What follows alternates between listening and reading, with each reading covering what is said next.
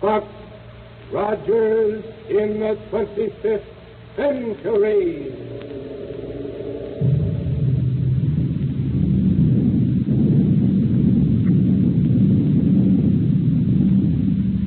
Buck Rogers is back on the air.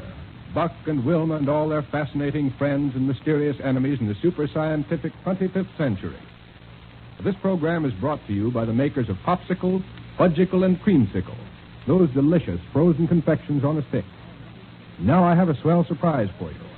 The famous winner of the typical American boy contest has now become Popsicle Pete. And here's a message from him. Hello, everybody. I sure am glad to meet you.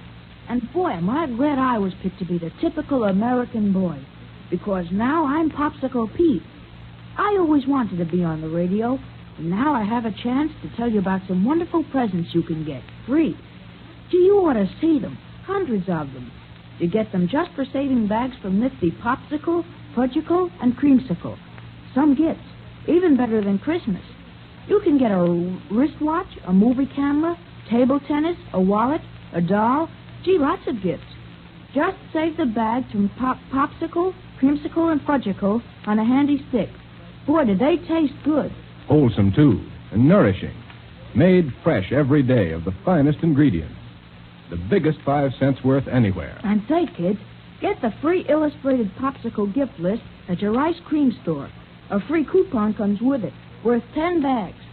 And now for Buck Rogers and his thrilling adventures 500 years in the future. As you probably know, Buck was born right here in our own times, in this 20th century. And the story of how he got started on his amazing adventures so far in the future is mighty interesting. But instead of telling you about it, let's turn the dial that'll project us ahead in time and find out all about it that way. Now, the capital of 25th century America is Niagara. And there it is that Dr. Huer, the great scientist, has his marvelous laboratory. In one room of it, he's working on a strange-looking device that sends a peculiar greenish light down onto a human figure lying on a table before him. Shall we join him there? Okay, then, here we go. 500 years into the future.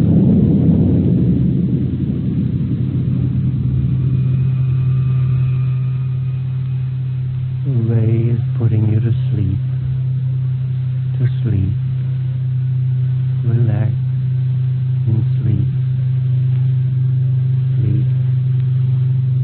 Sleep. Good. The ray's had its effect. Now I can go ahead. Yes, come in. Oh, hello, Wilma. Hello, Dr. Hewitt. My, why don't you have more light in here? Coming in from outside, I can hardly see a thing in this spooky greenish glow. Part of a little experiment I'm conducting. Oh. But tell me, have you seen anything of Black Barney here in Niagara? Why, no. Hasn't given up his job of Prime Minister on Mars, has he? Oh, no. But one of his Martian rocket ship factories has worked out a new control device for me. I rather hoped he'd get here with it today. Oh. Meantime, I've made ready for a final test of this little invention here. Like to stay and see it? I'd love to, Doctor, and you know it, but I just dropped in to find out if you'd seen any sign. Oh. What's the matter? Doctor, what's happened to him? Eh? Is he all right? Doctor! I see. What's happened to him? Why is he lying here on the table? Don't worry, Wilma. Don't worry. Doctor, what are you... He has offered to be the subject of my test. That's all. But then, why is he... Simply lying here, comfortably asleep, under the influence of my electro-hypnotic ray. Oh. I was afraid something had happened to him. Not a thing. Surely you don't think for a minute that I'd do anything No, of course not. But the electro-hypnotic ray... Are you sure this experiment won't hurt him in any way? Oh, absolutely sure. Well, you can't blame me for being a little shocked for a minute. But what's that thing up near his head that looks like a miniature power plant with a loudspeaker on top of it? That, Wilma, is my latest scientific achievement. My newly perfected electro-hypno-mentalophone. Your what? Well, you remember the mentaloscope, don't you? Sure. When you put a person under the mentaloscope, all his memories showed up on a sort of moving picture screen. That's right. And this is an adaptation of it. With this, the electro-hypno-mentalophone, the memories of the subject will come to us verbally, through the loudspeaker here. Provided, of course, that my calculations have been correct. Sort of read a person's mind aloud, you mean? Yes, that's it exactly. Where do you ever get ideas for things like this, Dr. Hewer? Surely people don't just barge in and ask you to work them out. Hardly. The scientific research and experimentation that led up to the development of this machine was started way back in the 20th century. Why, I always thought that the people back in the 20th century weren't much better than savages in what they knew about scientific things. Oh, not at all, Wilma. Oh, we owe a great deal to the scientists of those days. Were it not for the groundwork laid by men like Einstein, Fitzgerald, Compton, Millikan, and the rest, we'd be without a great many of the things we have today. They never really got anywhere with rocket ship development or anything like that, though, did they? Well, successful rocket flight depends on two things that have been brought into existence only recently. One of them must be a neutron. Yes, inertron. The material that defies gravity and makes it possible to lift a big spaceship off the Earth and away from its terrific gravitational pull without too much waste of power. And what's the other? Impervium. The only metal capable of withstanding the high temperature of rocket blast for any length of time. But now, let's go ahead with this experiment. Yes, let's. And you can tell me how this apparatus works as we go along, and just what it does to them. Well, not very much to tell you about the apparatus itself, Wilma, except that here, in this little pad under his head, is an extremely sensitive and high-frequency response piezoelectric oscillator of quite complicated design. Yes, I guess so. Yes. And I've succeeded in tuning it to receive the minute electronic impulses that emanate from his brain.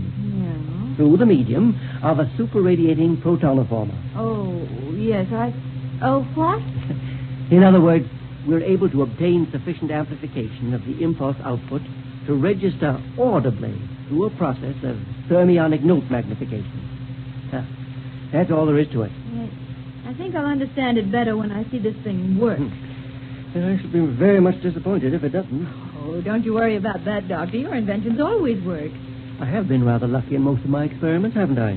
Lucky. Well, now let's proceed with this one. All right. Anything I can do to help? No, thanks. First of all, we'll have to switch in the electronoformer. Gives the electronoformer a sort of eerie sound. Yes. And now, when I switch on this microphone and speak to him, my words will be registered directly on his brain. Not through his ears, you understand, but directly on his brain. Uh-huh. And if we're successful, we'll receive his subconscious response through the loudspeaker. Go ahead, Doctor. Now, young man, what is your name? I said, what is your name? Buck Rogers. Wilma, it works. But, Doctor... My invention's a success. But, Doctor, what happened? It works even better than I thought it would. He didn't move his lips, though. And how could we hear him talk if he didn't move his lips? It read his mind aloud, Wilma. It read his mind aloud. Sounded right like his real voice, though. Well, of course, because he thinks of speech in the same manner that he utters it. Great day, it doesn't seem possible. Ask him some more questions. Yes, by all means. Listen. Buck, you were born back in the 20th century, were you not? Yes, sir. But this is the 25th century. You see, Wilma, his memory's preserved intact. May I ask him a question? Surely, go ahead. Go ahead. Buck, how did you happen to come to the 25th century? One day in the year 1919, I was in the lower workings of an abandoned mine near the city of Pittsburgh. Yes? All of a sudden, the supports that held up the walls and ceiling gave way and the whole thing caved in on me. Yes? Some kind of peculiar gas was released. It put me to sleep. It kept me in a state of suspended animation for 500 years. Then the ground shifted and let in fresh air, and I woke up. Well, how did you know you were in suspended animation for 500 years? Instead of the year 1919, it was the year 24-something. To be exact, it was 24... How did you know what year it was? I was told about it by Lieutenant Wilma Deering, a beautiful girl soldier I met when I first did it. Oh, then you knew Wilma Deering. Doctor. Oh, I certainly do. She's the finest and bravest girl who ever lived. Why, Wilma... Buck Rogers, Yes? did you find anything new and different when you first came into the 25th century? Oh, a great deal, thanks to Dr. Hewer, Dr. Hewer? the greatest scientist who ever lived. What's this? Nowhere in the universe is there a scientist who's done so much good for humanity, or done anything that can even begin to Now, wait. compare with. Wait a minute, Buck. Yes? Just forget Dr. Hewer and go on with what you were saying. But he's the man who invented the first rocket ship that took us to the moon. And it was that trip that proved the practicability of interplanetary flight. Practicability of interplanetary flight. Nothing wrong with this machine, Doctor. Where else have you gone by rocket ship, Buck? First to Mars, where we helped King and Aldo put down an invasion by the Martian Tiger Men. Yes. Then to Saturn and the Saturnian moon, Venus, Jupiter, and even far-off Pluto. Which planet did you find most interesting? Well, that's hard to say. Jupiter has the biggest field for exploration simply because it's so much larger than the rest of the planets. Very true. Do you expect to do any more rocketing around through outer space? Well, there's nothing else I'd rather do, sir. Well, Wilma, do you like my little contraption? Oh, it's wonderful, Doctor. I told you it would work. Well, is there anything else you'd like to ask, Buck, before I turn off this green ray? Let's wake him up and see if he remembers anything that happened during the experiment. All right. Go ahead. All right. Come on, Buck. Wake up. Huh? I say, wake up. You've been asleep. Sleep? Uh-huh. Oh, hello, Wilma. Hello. Hey, where'd you come from? What are you doing here? I've just been let in on the test of Dr. Hewer's Electro-hypno-mentalophone. Yeah. Oh, and doggone it. Instead of helping you with your test, I fell asleep. Say, I'm awfully sorry, Doctor. Sorry? Oh, yes, sir. I was going to help Buck, you. I put you to sleep with this machine. Oh, really? That's right. Well, I guess that's one on me, then. How did it work? Even better than I expected. Oh, good. Oh, it was marvelous, Buck. You told us your whole life history without even opening your mouth. Hey, now, wait a minute. It's all right, Buck. You didn't say a single thing you shouldn't have. Oh, thank goodness for that. Let's put Wilma under it. Oh, no, you don't. Oh, you have to do something for excitement around here. Come on, Wilma. Oh, you're never satisfied unless there's something exciting going on, are you, Buck? Oh, it's not as bad as all that, Doctor, but things have been sort of slow around here lately, and Wait until we start making tests of the new type of gyrocosmic relativator I've just devised. a new one. Isn't that the equipment on a rocket ship that makes it possible to take off without much loss of time for pickup? That's right. And without the usual physical effects of too quick acceleration. It removes from your ship the normal effects of weight and inertia and momentum and the like. Well, how have you improved the relativator, Doctor? Buck, if this new instrument does what I hope it will, there'll be practically no limit to the speed of a rocket ship immediately upon taking off. Good night. Imagine getting into the control cabin, opening the power lever, and going a couple of 1,000 miles an hour just like that. That's exactly what we'll be able to do, Wilma. Boy, that hardly seems possible, does it? But when can we test it out, Doctor? Have you already got it installed on a rocket ship? No, Buck. As a matter of fact, I don't even have it yet. Huh? Oh, it's been made up all right. The one we'll use for the test, but it isn't right here yet. I don't understand, Doctor. Well, yes, sir. Can't we get it here? The sooner we can get it and start trying it out, the sooner we can break the monotony of just sitting around here doing... Wait, Buck. Listen. Yes, Doctor. I hear it, too. Well, yeah. Hear it? Yes, sir. But what under the sun is it? Look here, out of the window. Look, here's Wilma. And it's coming right down this way. Wilma!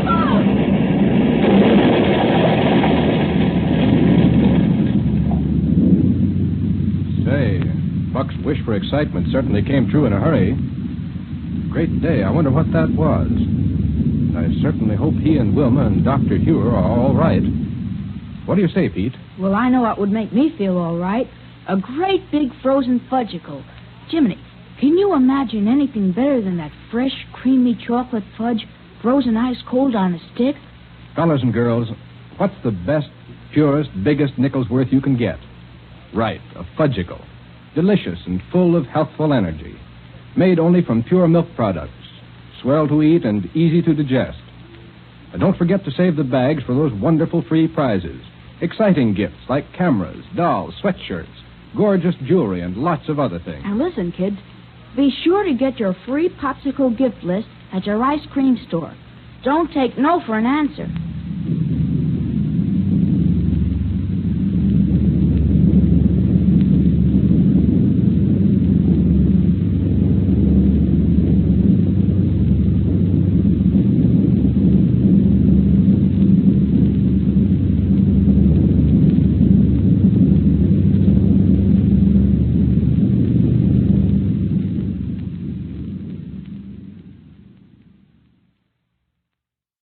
Buck Rogers in the 25th century.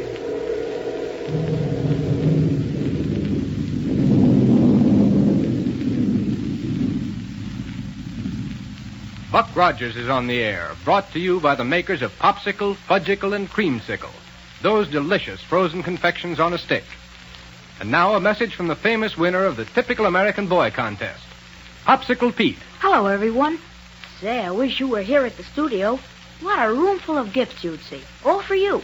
Roller skates, table tennis, cameras, fishing tackle, jewelry, dolls. Gosh, hundreds of things. You know how to get them? Just eat Popsicle, Creamsicle, and Fudgicle. And save the bags. Well, could anything be easier?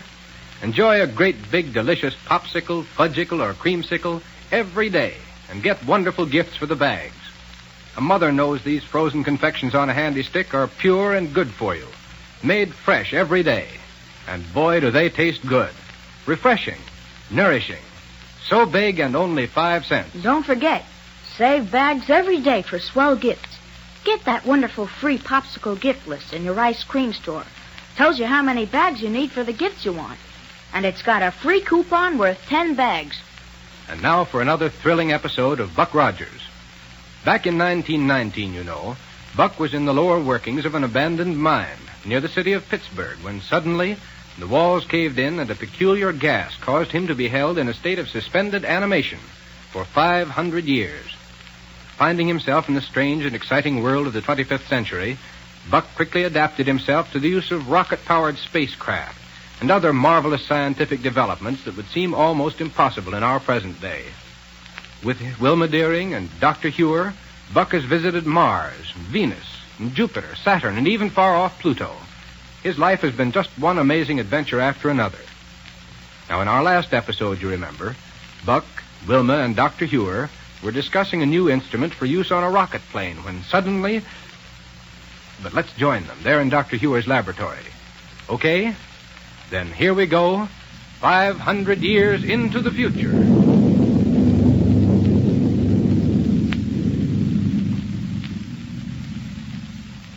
Yes, Wilma? If this new instrument does what I feel sure it will, there'll be practically no limit to the speed a rocket ship can attain immediately upon taking off. Good night. Imagine getting into the control cabin, opening the power lever, and going a couple of 1,000 miles an hour just like that. Well, when can we test it out, Dr. Hewer? Have you already got it installed on a rocket ship? No, Buck. As a matter of fact, I don't even have it yet. Huh? One's been made up all right, the one we'll use for the test, but it isn't right here yet. I don't understand, Doctor. Oh, yes, sir. Can't we get it here? The sooner we can start trying it out, the sooner we can break the monotony of just sitting around here doing nothing. Wait, Buck. Listen. Yes, Doctor, I hear it, too. Oh, yeah. Hear it? Yes, sir, but what under the sun is it? Look here, out of the window. Look! Good heavens, Wilma! It's coming right down this way! Wilma!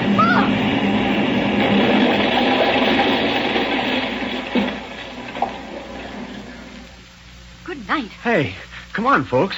Whoever's in that rocket ship that crashed out there is going to need help. Yes, Buck. Come on. Right with you, Buck. It looked to me as though it deliberately cracked up right outside this laboratory. Wilma's right, Buck. It certainly didn't look like a ship out of control. Well, you can hardly call it an ordinary landing, and we'd better give whoever's in it... Hey, look, it's a Martian ship. Right.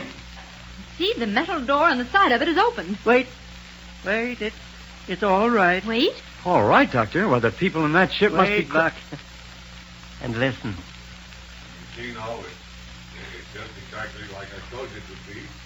Here we are, safe and sound, and right on time. Black Barney. Oh, well, I'll be doggone. Well, I still don't think we needed to land that fast, Mr. Barney. And Willie's with him. You see, he made me skin my knee against the control board. Well, what difference does that make? We had to get down here into a hurry, didn't we? My knee hurts, too. And the only way was to land in a hurry so's we... Huh? See? Say, you did kind of get scratched up there now, didn't you? Yes, sir. Here, Willie, you just put your arm around my shoulder, and I'll carry you right straight over to a hospital, yeah. Oh, it isn't hurt that bad, Mr. Barney. What do you mean it ain't hurt that bad? Only I just thought maybe you didn't care. Oh. And anyhow, what about that important package you have on board here for Dr. Hewer? Oh, yeah, that's right. Yes, sir, we better get that gyro thing in Dr. Ewer's laboratory right this minute. We'll take care of it, Barney. Huh? Oh, hello, Dr. Ewer. Hello. Hello, Willie. How are you? Say, Doctor, how'd you know we'd got here? Oh, don't worry, Barney. After that landing, the whole city knows you're here. You should say so. It's a wonder you didn't break your neck. Well, Dr. Yor was in a hurry to get a hold of that gyro thing we brung down from Mars, so I figured the quicker we landed with it, the better. Well, I hope it's all right after that landing. Oh, sure it is, Doctor. I got it stowed away in the shock-insulated storage cabin. Fine. Then my suggestion is that we fly right over to the spaceport. We'll have the gyrocosmic relativator installed on a ship I have waiting for it over there. Oh, good. Then we can go right ahead and test it out. Yes. Well, Willie here needs to expose his bruised knee to a healing ray for a few minutes. Oh, that's all right, Lieutenant Wilmer. No, sir. Now, Willie, you do what Lieutenant Wilmer says to do. It doesn't hurt, though. Much. Oh, I'll tell you what. Barney, my little rocket roadster is parked out back of the laboratory building. Yeah? So you and Willie hop into that and go over to the hospital where they'll take care of that bruised knee. And meanwhile, we three will take this ship of yours over to the spaceport and install the gyrocosmic relativator on whatever sort of craft Dr. Hewer has waiting for it over there. Okay, Captain Rogers, we'll do it. Come on, Willie. Yes, sir. See you later. All right, Willie. Wait a minute. Listen, Doctor. Yes, Barney? Are you three going to try out that gyro thing, or are you going to have somebody else do it for you? Why, we'll do it, of course. Well, are you sure it won't be too dangerous, Doctor? Dangerous? Oh, no. Oh, don't you laugh, Doctor. If it'll do all the things you told me by radio it would do, why, it sounds to me like it might be dangerous or stuff. No, not at all. And if you hustle over to the hospital with Willie, you can probably get out of the spaceport before we take off with it. Yeah, okay, Doctor. You're okay. Come on, Willie. And come on, Wilma, Doctor. Let's get aboard here and over to the spaceport. Yes, Buck. Now that the time to test this gyrocosmic relativator is here, I'm almost as excited about it as you appear to be. All set, Buck. Set as the metal door. Right. Want to take the controls, Doctor? All right, Buck. Here we go.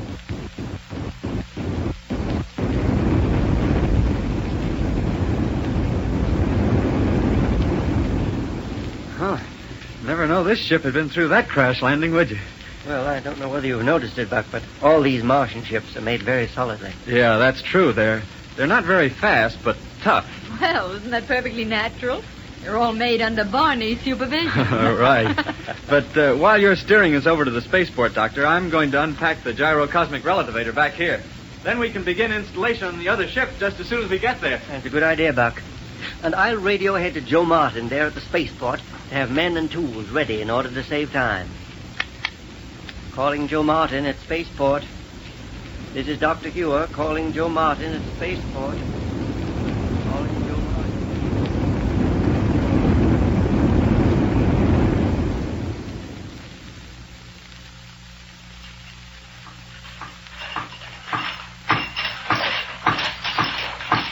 That's it, Joe. Have your men fade the bank of photoelectric cells into that aperture in the main bank of rocket tubes. Yes, sir, Dr. Yor. All right, Al. Swing it right over here. That's it. And as soon as you're through with the installation, have all this machinery cleared away. Yes, sir. Should be all set for the tryout in a couple of minutes now, shouldn't it, Doctor? Yes, Buck. Just as soon as they've finished bolting down that side plate. Oh, good. I'm anxious to get started with this experimental flight. Wonder if Barney and Willie will get here before we take off. Barney apparently was quite interested in the gyrocosmic relativator. Now, how about this power line, Doctor? Oh, plug it into outlet number 1 there, Buck. All right, sir. There it is. There it is, Doctor. It's all right. Uh-oh. What's the matter, Buck? Oh, nothing. I just scratched the back of my hand a bit, that's all. All ready for the takeoff now, Doctor. Fine, Joe. Tell your men to clear away, and we'll go right up. Yes, sir. They're on their way back to the main hangar now. Good. Well, Buck, Wilma. Say, look here, Buck. You've taken a really big piece of skin off the back of your hand here. Oh, forget it. Let's get up in the air in this rocket ship. Sir, you're as bad as Willie was. Joe, Yes, Lieutenant? don't you have a healing ray in your office? Oh, sure, Lieutenant. Oh, forget it, Wilma. It'll be all right. No, sir. Come on over to the office with me, and we'll put your hand under the healing ray for a minute. Well, but... Oh, okay. I'll go along with you so I can report to Central Radio Bureau and tell them where we are. It's this way, right over here. It's silly to worry about a little scratch like this, Wilman. I'm anxious to get a law for that gyrocosmic relativator on the ship. Right in here, Lieutenant Wilma. The healing ray's right there in the corner. Here, Buck. Now put your hand under it while I turn it on. Oh, okay. There now. And don't turn it off until your hand is completely healed. No, let's see. Where's this radio unit of yours, Joe? Right here, Doctor. Oh, excuse me, sir. There's a call coming in on it now. Central Spaceport. Joe Martin speaking. Central Radio Bureau. Have you seen anything of Dr. Hewer? We've been trying to locate him all over the city. Why, sure. He's right here. Here, Doctor. This call's for you. Oh, thank you. Is it Dr. Ewer? Urgent message for you, Dr. Hewer. The captain of the rocket police. Yes. It says that one of the air guards has just discovered that your laboratory has been forcibly entered and completely ransacked. What? Why, I just left there a few minutes ago. Well, it was only discovered a couple of minutes ago. Shall I tell the captain you'll be right over? No. No, as long as the rocket police are already there, no more damage will be done. I'm engaged in a very important experiment here that I can't leave at the moment. But I'll go back to my laboratory just as soon as I've finished with it. Meantime, they'll know what measures need to be taken and can proceed accordingly. Yes, sir. Signing off. Signing off. Well, I can't say that I like that. Say, maybe we'd better postpone this test, Doctor. No, Buck. It's the most important thing we have at hand right now, and we'd better go through with it. Well, whatever you say. But I wonder who could have done it. Surely Black Barney wouldn't no. have. Powerful old Barney might absent-mindedly pull a locked door off its hinges to get in, but certainly he wouldn't be involved in ransacking my laboratory. And anyhow, he's probably out at the test ship wondering why we don't get started. Yes. Well, then, come along. Better wait a second, Doctor. It may be another call for you. Central State. Oh, yes, sir. It's for you, Captain Rogers. Okay, Joe, thanks. Buck Rogers speaking. Central Radio, Captain. Order from the office of the President. The entire rocket police fleet has been placed at your disposal. What? All regular patrol ships are standing by awaiting your orders. You have full authority to proceed along any lines you may see fit. Now, wait a minute. Is this because of the trouble at Dr. Hewer's laboratory? No, sir. Something happened to one of the guards at the municipal prison. The automatic alarm system was completely wrecked, and the guard found lying in a storage room under the effects of a paralysis ray. Great Scott, man. Who did it? Killer Kane and Ardela. And they've escaped. Doctor. Wilma, did you hear that? Yes, Buck. The worst criminals the solar system has ever known. How could Kane and Ardela have escaped? I don't know, but one thing's sure. We're going to have to call off this test flight. Not at all, Buck. Huh? Now we must go ahead with it. But, Doctor... It'll take far more than the ordinary rocket ship to track down that pair, and that's just exactly what our gyrocosmic relativator will provide. Dr. Hugh is right, Buck. Okay, then. Come on, let's go. There's the ship, just waiting for us, and we can take off in it immediately. Well, come on. No, look! There it goes! There goes our ship! Well, somebody beat them to it. If you ask me, there's trouble ahead for our friends. Fellas and girls, is each day bringing you closer to those wonderful presents Popsicle Pete picked out for you? Are you saving bags for books and cameras, musical instruments, fishing tackle, dolls, jewelry, all the exciting things you want? Save bags every day from Popsicle, Fudgicle, and Creamsicle. And you'll soon have just the gifts you want. Say, kids, did you ever try a creamsicle? Gee, it's wonderful. A great big chunk of delicious ice cream on a stick, coated with thick, chewy butterscotch. Or you can get Creamsicle coated with chocolate fudge or fresh fruit flavors. They're wholesome, too, full of the kind of nourishment we all need. And only a nickel for a great big creamsicle on a handy stick. And don't forget to save the bags for those swell gifts.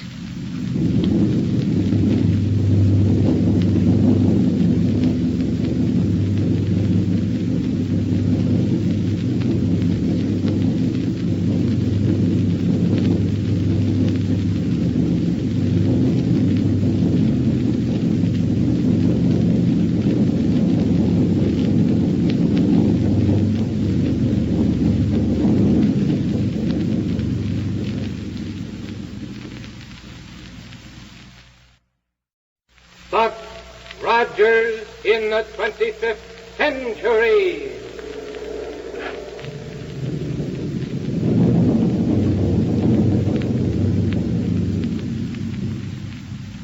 Buck Rogers is on the air, brought to you by the makers of Popsicle, Fudgicle, and Creamsicle, those delicious frozen confections on a stick. Now here's a message from the famous winner of the typical American boy contest, Popsicle Pete. Hey, kid, you should see the camera I picked out for you as a Popsicle present. A real movie camera. You can get it free. Just save bags from Popsicle, Fudgicle, or Creamsicle. You get lots of swell gifts for those bags. Hundreds of them.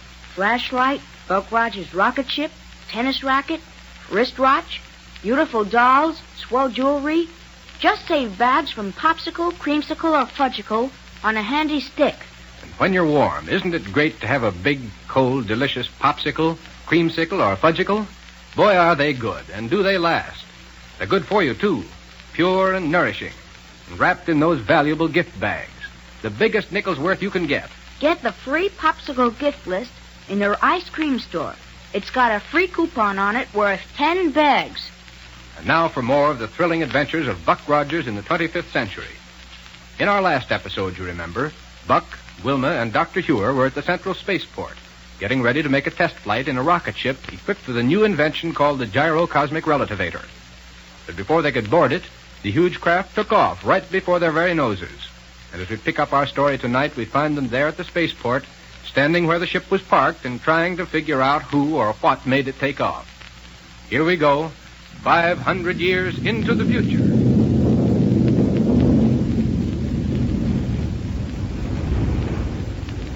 Well, there goes our rocket ship. I don't understand. Buck, who could have taken it? Beyond me, Wilma. And the new gyrocosmic relativator's on board. Right. That's why it was able to take off so quickly. Then whoever took it must have known about that relativator. You're probably right, Wilma. But Black Barney's the only person I've told anything. Dr. Hewer. Yes, Buck? That message that came in from Central Radio Bureau just before we came outside here to get into that ship. Still at Kane and Ardela. Oh. Sure.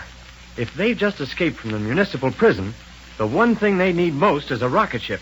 And those two wouldn't waste any time getting it. You're right. Yes, sir. They probably came right out here to the spaceport, saw our test ship standing there with nobody around it, and hopped right off in it. Look there. Huh? They must have used one of those little air roadsters there to fly over here. Unless they all belong to the workmen out here. They certainly couldn't have walked out here in such a short time. Well, come along anyway. Well, where to, Doctor? We'll take one of these little roadsters and go back to my laboratory. Okay, come on. You think there's some connection between this business of the stolen rocket ship and the report about the ransacking of your laboratory? Exactly. Now, get in, Wilma. Right. Go ahead, Doctor. I'll take the controls. Thank you. All ready, Buck? Here we go.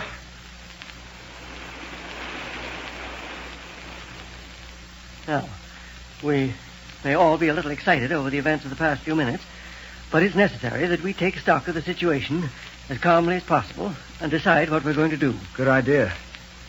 The first thing that smacked of trouble was the call from Central Radio Bureau, saying someone had broken into your laboratory right after we'd left it. Yes. And right on top of that came word of Kane and Ardela's escape. Yes. Immediately afterward, our experimental rocket ship took off right in front of our faces. Then it's easy enough to figure out. Kane and Ardela broke out of prison, ransacked your laboratory for whatever equipment they could get hold of, raced over to the spaceport, and made a quick takeoff. Sounds logical enough to me. I still don't see how they covered so much ground in such a short space of time. All depends on how long they were free before they were missed, Doctor. Yes. Well, we'll find out when we reach my laboratory, if the rocket police is still there. Right. But I wonder what happened to Black Barney. He and Willie were going to meet us at the spaceport.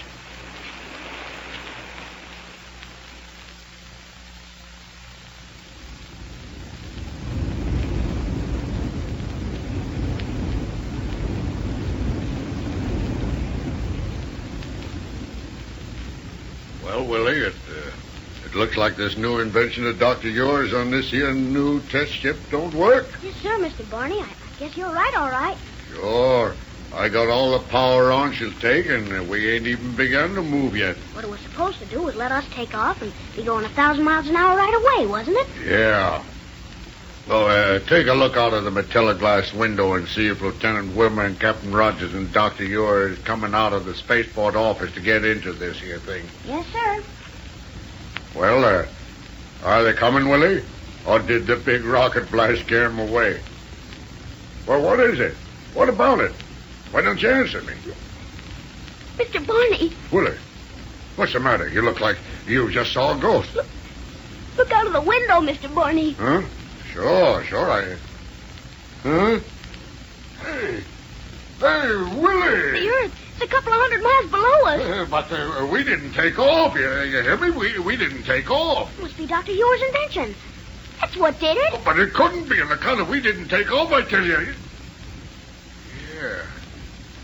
Yeah, that's what it is, sure. Boy, that's wonderful. Certainly had me scared for a minute, though. Yeah, me too. Why, Willie, you mustn't let a little thing like that scare you. And don't you see? What we're doing is making the first official flying-out trip of the first rocket ship that was ever equipped with this new gyro thing. Oh, is that what it is? Yeah, and we're saving them all the trouble of having to try it out. I thought you said you wanted to take off in it before they could, so there wouldn't be any danger for them. Yeah, that's right. For me and you to try it out is all okay on account of if it didn't work and the whole place blew up, it wouldn't make no difference. But I wouldn't want Lieutenant Wilmer, Captain Rogers, or Dr. Ewart to take no chances with something new like this. So that's why we done it. Boy, certainly a great invention. Hey, how does it work? Well, there's a lot of technical things about it I'm afraid you wouldn't understand, Willie. Well, I can try to understand, Mr. Barney. Tell me. Okay. Now, this here is a machine bolted down right here. Uh-huh. And the stuff on the side of it here is some kind of electric cells. Photoelectric cells. Yeah. That's what I was going to say. But what are all these gears for? Willie, that's what they call this sort of protono, hypnoto, teleradio, and all that sort of stuff. Huh? You see, the gyro-atomic stuff on the super neutron goes around the ultra-hyper thing that's connected with the elementary connection. I must say that whoever ransacked this laboratory of mine certainly made a good job of it. Yes, but Dr. Hewer, Yes, Wilma? where are the rocket police? Why are they going to wait here for us? Oh, here's your answer, Wilmer. Yes? What is it, Buck? A note from their captain. Here's... Oh, Dr. Hewer. I've just received word of Kane Ardale break from municipal prison. Believe that to be a logical place for us to center activities. Signed, Captain Barton. And to be honest with you, I'm glad that they aren't here. Why do you say that, Doctor? It'd be much easier for just the three of us to look around here and see what's been taken. That's true. Well, where do we start? Calling Dr. It's cosmic radio. It's Black Barney calling. I'll take it. I wonder where he can be calling from. Well, Barney, this is Dr. Hewer. Calling Dr. Hewer. Well, yes, this is Dr. Hewer. Well, Doctor, what do you think of me and Willie saving you folks a lot of risk and trouble, huh? Where are you, Barney, and what are you doing? Don't you know? No, of course not. Well, then guess. I dare you. No, Barney, you tell me. Why, Doctor, me and Willie is flying around up here in space trying out the new gyro thing of yours. What? Listen. You mean you're in the test ship we had waiting for us at the spaceport? Sure. Well, but Barney, how... Well, we figured the best way to keep you folks from risking yourselves by taking off with this new contraption was for us to do it. Thank goodness it wasn't Kane and Ardela. Barney, Yeah? is everything all right? No trouble? No, sir. The ship works fine. Of course, it took me and Willie a couple of minutes or two to get it all organized out. How do you mean? Well, when I first turned on the power, we didn't feel the ship moving under us. It was just the same thing as though we had the rocket power on, only we didn't have it on. Just like we was being held down by a big rope or stuff. But at the same time, we could hear the motors roaring. Splendid. Then the new gyrocosmic relativator works perfectly. Oh, good for you, Doctor. Sure, Doctor, it works fine. How about navigation with it? Any difference? No, not a bit of difference, Doctor. Well, then, even if you did deprive us of the privilege of making the first test with it, I'm mighty gratified to know the new gyrocosmic relativator works all right. And now... Listen, Doctor. Yes? Would you please kind of do me a personal favor? What is it, Barney? Will you please say the name of this thing over again? Well, surely. You see, I started explaining it all out to Willie here. Yes. And when I come to telling him its name, it kind of slipped my mind. Mm-hmm. You know how it is, Doctor. I always got so many important things to think about all the time that them little details kind of slip my mind. Poor old Barney. So if you don't mind, would you say it for me just one more, please? Barney, it's a gyrocosmic relativator. You hear that, Willie? Yes, sir. Gyro cosmic relativator. That's it. You see, Doctor, didn't I always tell you that my Willie was going to be a great man someday? And that proves it. Well, now, Barney, Yeah? we're having a little trouble down here, and we're badly in need of that ship you're in. No kidding, Doctor. Yes. And here's what I want you to do. Yeah? Cut off the power right away. Yes, sir. There. Power's off, Doctor. Good. Now, just as soon as we've finished talking, face that ship you're in around and head back for Earth just as fast as you safely can. We'll be waiting for you at the central spaceport. Okay, Doctor. We'll turn back on the power again and head back for Earth as fast as we can. But would you mind telling me what the trouble is? Killer Kane. Kane? Yes. He and Ardela have escaped. Say, that's awful. That's why we need the rocket ship with the relevator. Well, Doctor, we'll head right back again. All right, Barney. Signing off. Yes, sir, signing off. Hear that, Willie? Yes, sir. It's pretty serious, isn't it? Of course it is. And I guess they don't only need the rocket ship down there. Huh? They probably need me, too. When people like Kane and Ardela get loose, Willie, there's going to be a lot of trouble. Well, then, let's get started back to Earth. Yes, sir. Hang on for power.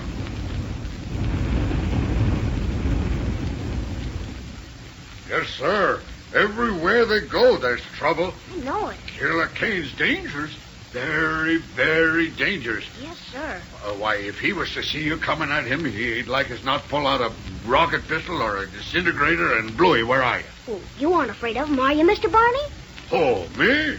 Yes, sir. Course I ain't. Me afraid of Killer Kane. That's a good big joke, that is. Well, Barney, Huh? I can't tell you how glad I am to know that. Killer Now, Kane. listen, you Exactly must right, not Willie. understand me. Killer Kane. Well, with Kane right there aboard Black Barney's rocket ship, things don't look so good. But you're looking pretty good, Popsicle Pete. And where's that song you wrote? Gosh, I can't sing for all these people. Oh, sure you can. Go ahead. They're all your pals. All right, here goes. Popsicle, popsicle, fresh fruit ices on a stick. They're so good and they're so big. Popsicle, popsicle, save the bags and get a gift with Popsicle. Well, that was perfectly terrific, Pete. And everybody loves popsicles. Those great big fresh fruit ices on a handy stick. And the bags are just as good as money for wonderful free gifts. Popsicles are made fresh every day from fine, wholesome ingredients.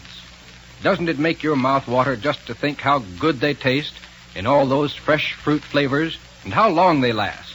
The best, biggest nickels worth anywhere. And don't forget, fellas and girls, save those bags from Popsicle, Fudgicle, and Creamsicle. And get those free presents. A camera, a wristwatch, jewelry, fishing tackle, hundreds of swell gifts. You'd better save bags every day.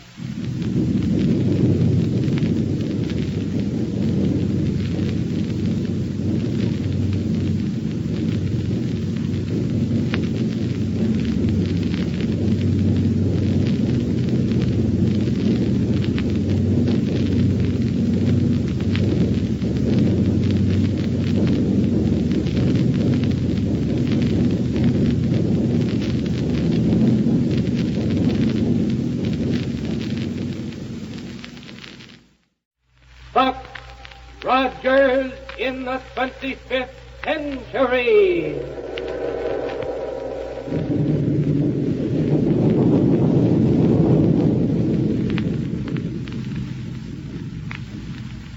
Buck Rogers is on the air. This program is brought to you by the makers of Popsicle, Fudgicle, and Creamsicle. Those delicious frozen confections on a stick. And now a message from the famous fellow who won the contest for the typical American boy. Popsicle Pete.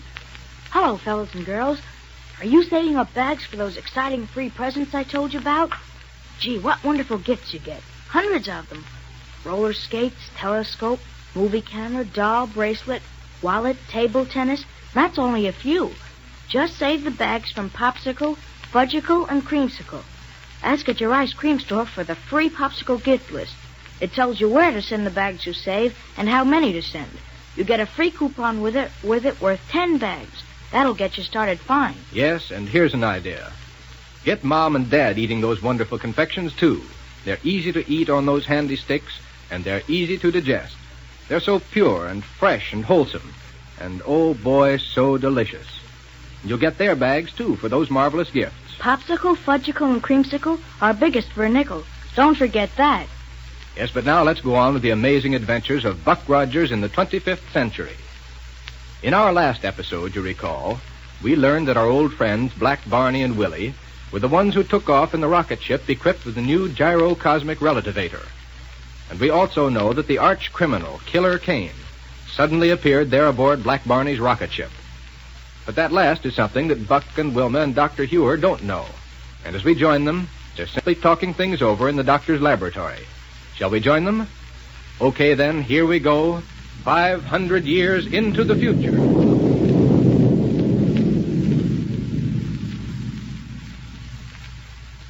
Well, Buck, Wilma, Yes, Doctor? at least we know that our rocket plane is in good hands. Yes, and that the new gyrocosmic relativator works all right. Yes, Barney said when he radioed that he took off at full speed, and that he didn't even feel the pull of acceleration. Well, as long as he's bringing the plane right down again, hadn't we better go over to the spaceport to meet him?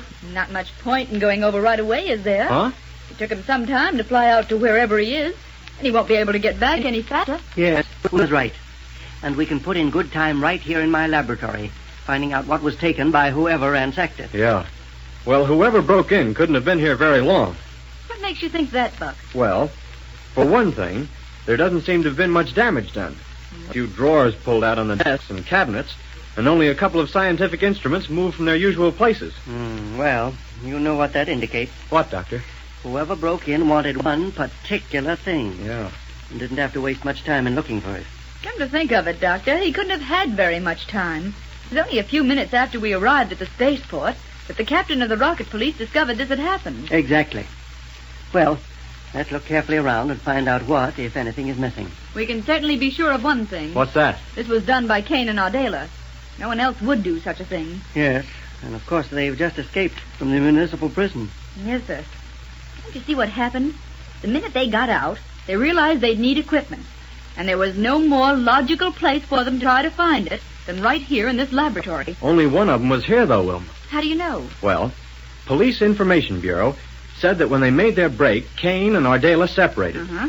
And what's more, a private citizen saw just one person take off in a rocket roadster from the neighborhood of this laboratory. Buck, could he identify that person? No, sir, he was too far away. But he's absolutely sure there was only one. Maybe we aren't right after all. Huh? About it being Kane and Ardela. They usually stick pretty close together. And just getting out of prison would be all the more reason for doing so. Except that one of them might have come here to get something, while the other tried to lay hands on a rocket ship. Yes. Well, we're wasting time just standing around here talking about it. Let's look around and see if anything's missing. Buck. Yes, sir? Look through that chest there against the wall and make sure that my bound copies of the formula... All right, sir. Wait a minute. Yes, sir?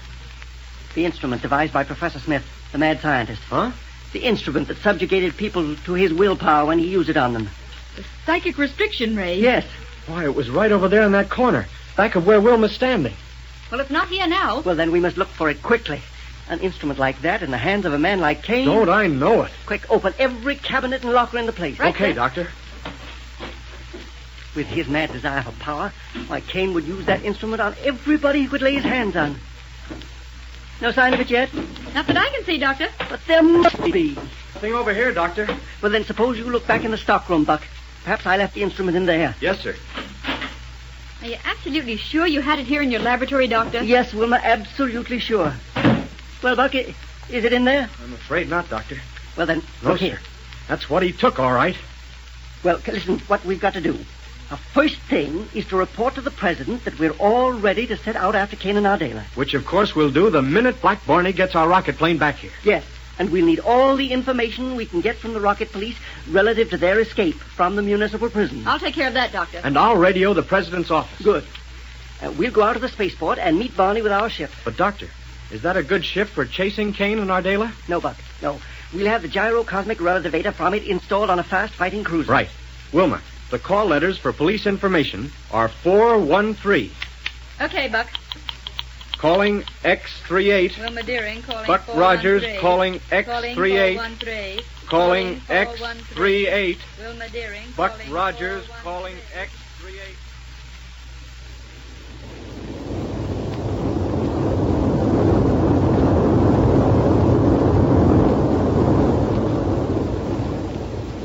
Yes, Barney. I can't begin to tell you how nice it is to be with you again. Say now, you'll listen here now to me, Killer Kane. And Willie. Yes, sir. Some time since I've seen you, too. Listen, Kane. What's your idea of stowing away on my rocket ship, huh? If you think you're going to get away with Stand it... back. But I tell you... Stand back. Yeah. Don't you know by this time that occasionally my trigger finger gets a bit nervous?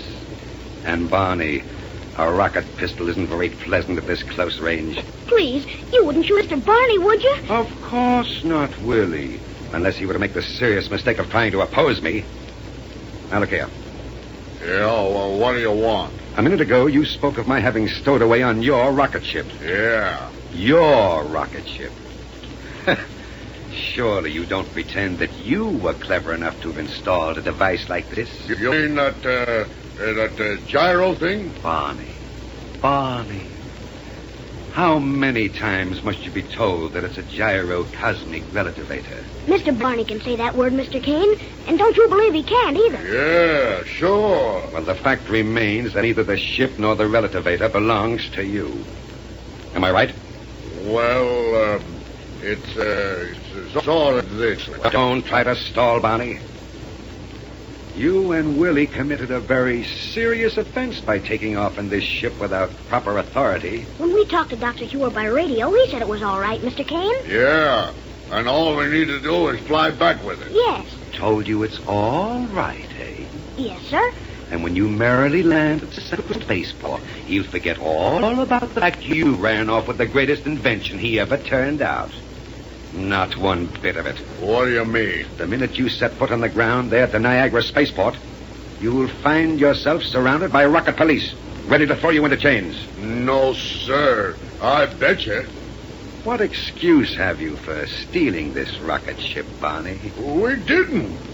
We just took it on a test flight for the gyro thing, so Lieutenant Wilmer, Captain Rogers, and Dr. Ewer wouldn't have to take no chances with. You expect them to believe a story like that? It's the truth. That's what it is. Yes, sir, it's the truth. Yeah, and I tell you, you're crazy to think that you can get away with any such childish excuse. Truth or not. Now, if you have any sense, instead of going back to Niagara to trouble, you'll come along with me. Huh? You know, there was a time, Barney, when you were not only willing, but anxious to work with me. And if I remember correctly, you were always well paid for doing it.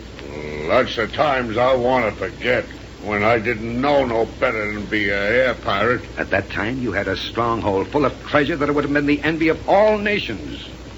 You had gold, power. You can have those things again, Barney, my boy. If you'll use your head and come along with Adela and me. Don't you know that I've outgrown all that sort of stuff? That's your misfortune, Barney. As an air pirate, you were quite a success, weren't you? Yeah, sure I was. But what happened? You got silly and sentimental listening to Wilman Deering stuff your empty head full of ideas about reforming and going straight. Hey, don't you say nothing against Lieutenant Wilmer. Get back. All right. Now, what has it got? Nothing. Mr. Barney's the Prime Minister of Mars, don't forget. Yeah, that's right. Prime Minister of Mars? Yeah. What does that make me? King of Pluto? It's a big job, Mr. Kane. Why, if Mr. Barney wasn't their Prime Minister, I don't know what the Martian people would do. Yeah. You just ask King Analdo what he thinks of Mr. Barney. Yeah. That doddering old fool? Why, just to show you how helpless he is, I may go up there to Mars one of these days and establish a headquarters. Not if I got anything to say about it. No, sir. No, sir. You won't have anything to say about it, Barney, unless some sudden and unexpected flash of intelligence leads you to team up with me. I don't know what you're up to, Kane, and I don't care no matter what it is. No, Barney? But no matter what it is, me and Willie ain't gonna have nothing to do with it. Unfortunately, you're going to change your mind about that, Barney. And very shortly. You're crazy. There's nothing will make me change my mind about that. Not even nothing. No, sir. Well, we'll see. This rocket ship is back in the general direction of Earth, isn't it? Sure. Can't you tell by looking on the viewplate of the teleradioscope or by looking out of one of the forward windows? No sarcasm, Bob. Move out of that control seat. No, sir. I'm taking this ship back to the Central Spaceport. Do I have to keep waving this like a pistol at to show that I mean business? Okay. Go ahead and sit in the control seat. On second thought, though, I believe I'll let you do the work of navigation. Now, I want you to land us to the ruins of the ancient city of Philadelphia. Philadelphia? There, we're in Adela. You see, Barney, before she left Niagara, she made a stop at the laboratory of your dear friend, Dr. Hewitt, and picked up a rather interesting scientific instrument. What are you talking about? I have a stinking suspicion that will help you come around to my point of view. As a matter of fact, Barney, I'm sure of it.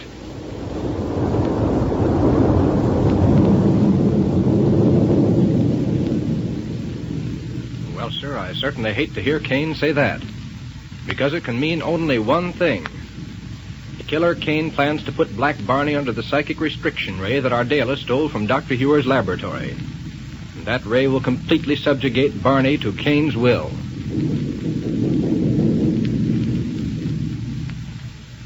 Well, now, Pete, how about refreshment? What do you say to a great big ice-cold creamsicle on a stick? Oh, boy. Ice cream in the middle and thick chocolate fudge outside? That's right. Creamy chocolate fudge or tempting fresh fruit flavors. Take your choice. Creamsicles are all 5 cents, all delicious, nourishing, wholesome. Made fresh every day under the strictest pure food laws and protected by U.S. registered trademark. And listen, pals, don't forget to save your creamsicle bags for these wonderful gifts, like a camera, table tennis, a wristwatch, wallet, baseball, sleeping dolls. Get your free illustrated gift list in your ice cream store.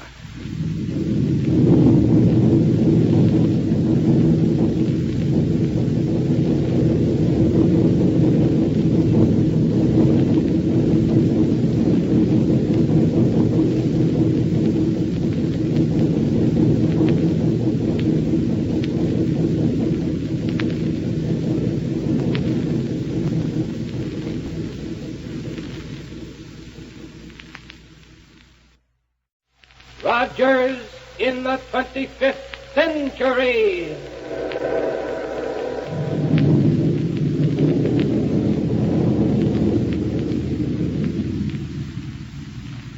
Buck Rogers is on the air, brought to you by the makers of Popsicle, Fudgicle, and Creamsicle, those delicious frozen confections on a stick. And now a message from the famous winner of the Typical American Boy contest, Popsicle Pete. Say, kids, can you imagine this? You get wonderful free presents for doing something you want to do anyway. Look, when you eat a swell popsicle, fudgicle, or creamsicle, you save the bags and get your pick of keen gifts. Listen to these. A movie camera, skates, table tennis, sleeping doll, jewelry, hundreds of gifts. And they're wonderful gifts, too. Get yourself a popsicle gift list. It tells all the things you can get and how many bags you need. And it's got a free coupon on it worth 10 bags. You get it at your ice cream store free. And take along a nickel and have a swell popsicle or fudgicle or creamsicle on a handy stick. Are they good? So refreshing. And good for you. Mother knows that. They're made fresh every day by the best ice cream manufacturers in town. And boy, do they last. The biggest nickel's worth anywhere. Say, don't forget to save the bags for gifts. Now, let's see. In our last episode, we learned that while Buck and his friends were trying to get on the trail of Killer Kane and Ardela, Kane appeared aboard Black Barney's rocket plane and ordered him to head for the ruins of ancient Philadelphia. But tonight, we'll pick up our story at the Central Spaceport, where Buck and Wilma are waiting in vain for Barney to come in and land. Now, here we go, 500 years into the future.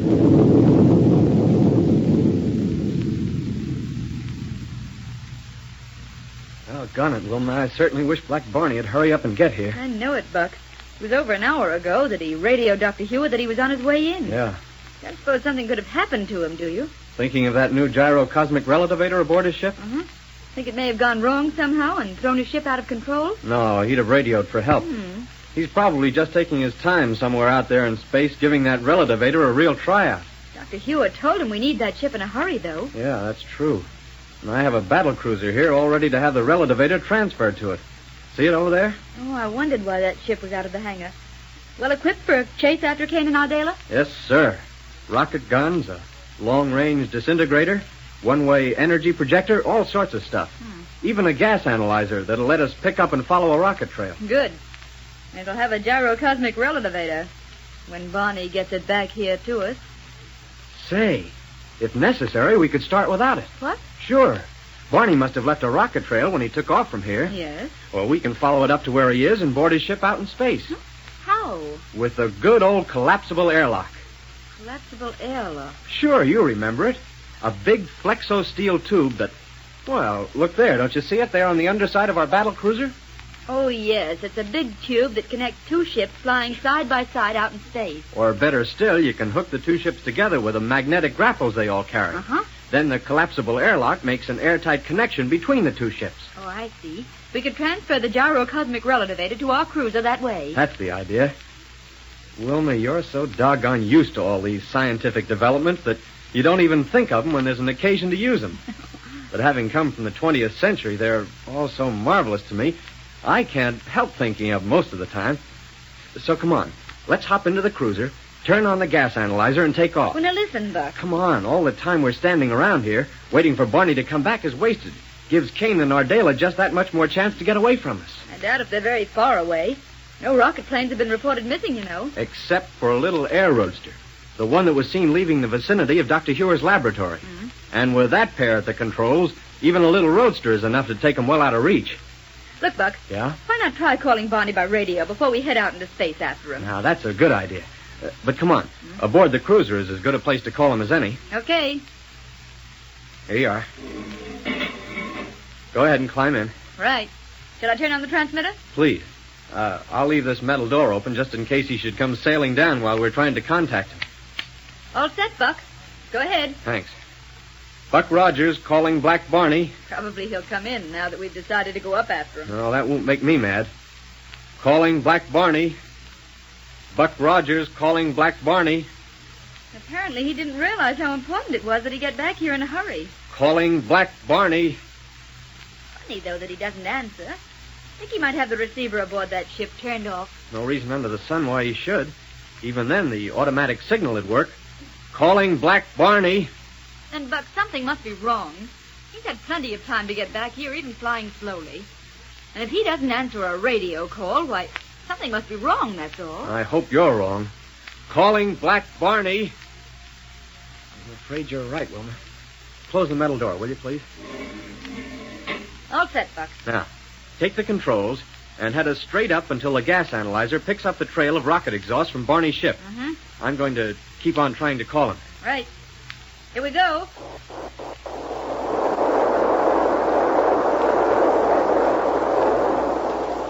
Now, don't be afraid to use plenty of power, Wilma, and swing us around in a wide circle as soon as we get some altitude. Okay, Buck. Calling Black Barney. Buck Rogers calling Black Barney. Calling Black Barney.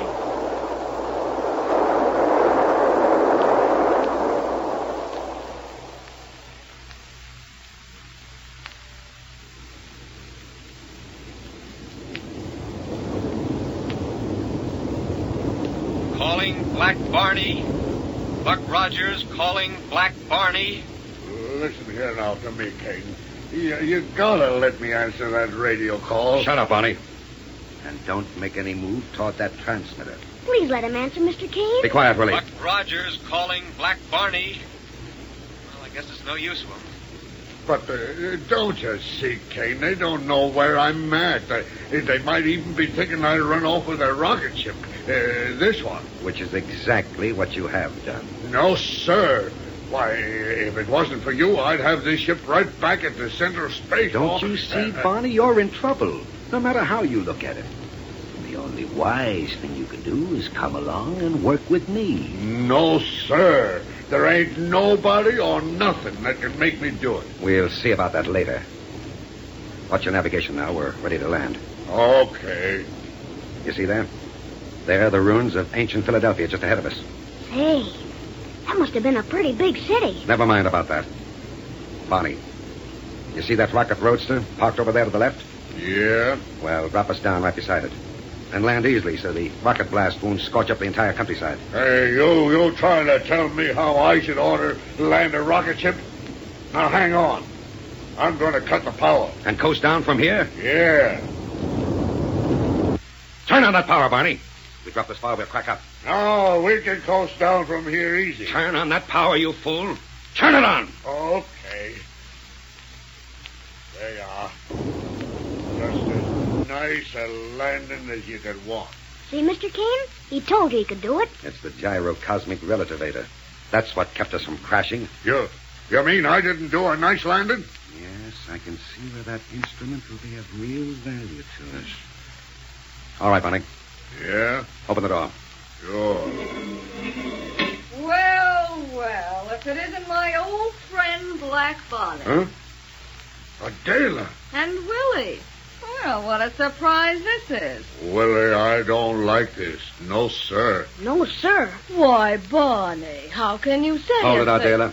We've got work to do. Okay, what's on your mind, if any? Did you break into Hero's laboratory as I told you to? Absolutely. How about the scientific instrument I told you to bring along? You mean the Don't name it. The point is, did you get it? Sure. It's right there beside the rocket roadster. That big package there. Then, Barney. Yeah? Go over there and get that package and put it aboard this ship. Well, now, listen, Kane. Go ahead, Barney, and make it fast. Okay. Only you don't need to be tough about it. Willie, Yes, sir? in on the control table of this ship, you'll find some scraps of paper. Get me one of them. What kind of paper? Go ahead, get going. Yes, sir. I'll get it. Okay, now what? Oh, where do you want me to put this, Kane? Inside the ship, I said. On the floor, anywhere. Okay. Adela, keep an eye on him to make sure he doesn't try to touch the controls and get away. Right, Kane. Here's a piece of paper, Mr. Kane. Good. Now, hold still so I can write on it on your back. That's it. Now what, Kane? Just keep your eye on Barney for a minute until I finish this. Okay. There, that'll do it. Now, Willie, Yes, sir? your job is to deliver this note to Captain Buck Rogers in Niagara. You can fly over in that little rocket roadster. And I want you to make time, you understand? All alone? You can fly that roadster, can't you? Sure, I guess so, but I don't think I know the way to Niagara. Then find your way. But how about Mr. Barney? Never mind about Barney. Get going with that note for Captain Rogers. Oh, now listen, Mr. Kane. Get out of here before All right, I'll go. Well, that's that. Adela, Yeah? didn't leave anything of value in that roadster, did you? Nope. All the weapons I brought along are right here. Good. Now, let me into that control seat. Are we taking off? Just as soon as little Willie gets started back toward Niagara. Willie? Niagara? Look through this window, Barney, and you'll see that he's about to take off in the air roadster. But he can't run that ship, Kane. He'll crack up. He'd better not. He's taking a message to Buck Rogers. There he goes. Kane, I tell you, the boy can't fly. And here we go.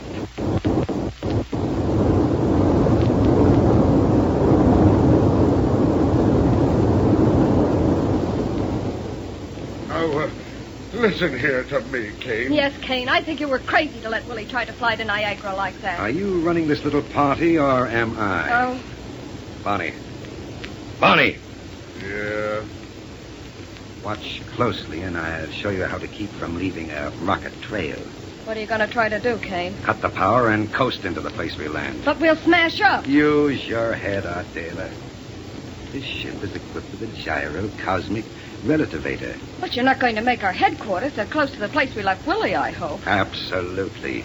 Because that's the last place in the world Rogers would expect to find us. I hope you're right, Kane. Of course I am. Now, Barney, you can unwrap that package there on the floor. What is it? The instrument that'll make you more than glad to join forces with Adela and me. No, sir. No, sir. There won't nothing ever make me do that. Well, let me see what you got here. Watch that face, Adela. Right. Kane! Kane! No! Well? It's a ray. The cycle description ray. Right, Barney. The psychic restriction ray.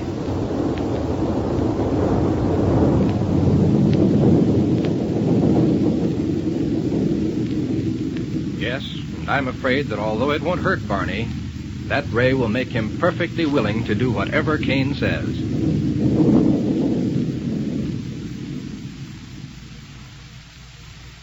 Say, fellas and girls, there's a raft of wonderful presents just waiting for you to send in those bags from Popsicle, Fudgicle, and Creamsicle. I picked out the presents. Yep, skates, fishing tackle, a candid camera, dolls, bracelets, wallets, and gosh, hundreds of swell things. Get your friends to help you save bags. The more you save, the better presents you get. And don't forget, a valuable gift bag is wrapped around every single Popsicle, Creamsicle, and Fudgicle. Now make today Fudgicle Day. What a treat. Real creamy chocolate fudge frozen on a handy stick.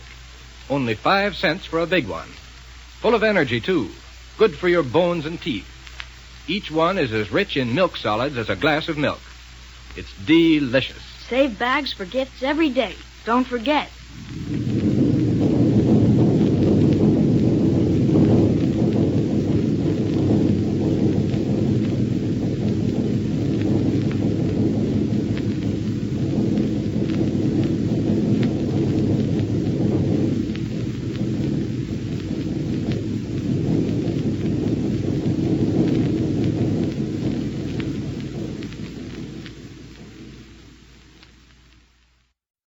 Buck Rogers in the 25th century.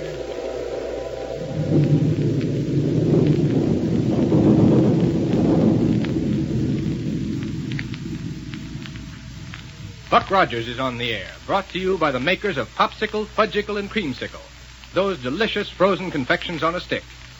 And now, a message from the famous winner of the Typical American Boy contest, Popsicle Pete. Hello, everybody. Guess what I've got here? A wristwatch for you. It's ticking away like anything. Gee, it's nifty. And it's yours, fellas and girls, free. All you do is save bags from Popsicle, Fudgicle, and Creamsicle. You get hundreds of gifts, wonderful gifts, too, for those bags. Better start saving right away. Those bags are as good as money. Yes, you'll find a valuable gift bag wrapped around every genuine Popsicle, Fudgicle, and Creamsicle. Look for the name on each bag. It's registered by the U.S. Patent Office. And boy, will you love those great, big, swell-tasting frozen confections on a handy stick. Get one every day at your ice cream store. The biggest nickel's worth you ever saw. And wholesome. Couldn't be more pure if Mother made them. And do they last? Say, don't forget to get a free gift list in your ice cream store. There's a free coupon on it worth 10 bags. Well, now, tonight we should find out how and where Kane and Ardela, with Black Barney as their prisoner, are going to make their headquarters. But first, we'd better check up on Buck. And the easiest way to do that is by dropping into Central Radio Bureau at Niagara, the capital of 25th century America. All set? Then here we go, 500 years into the future.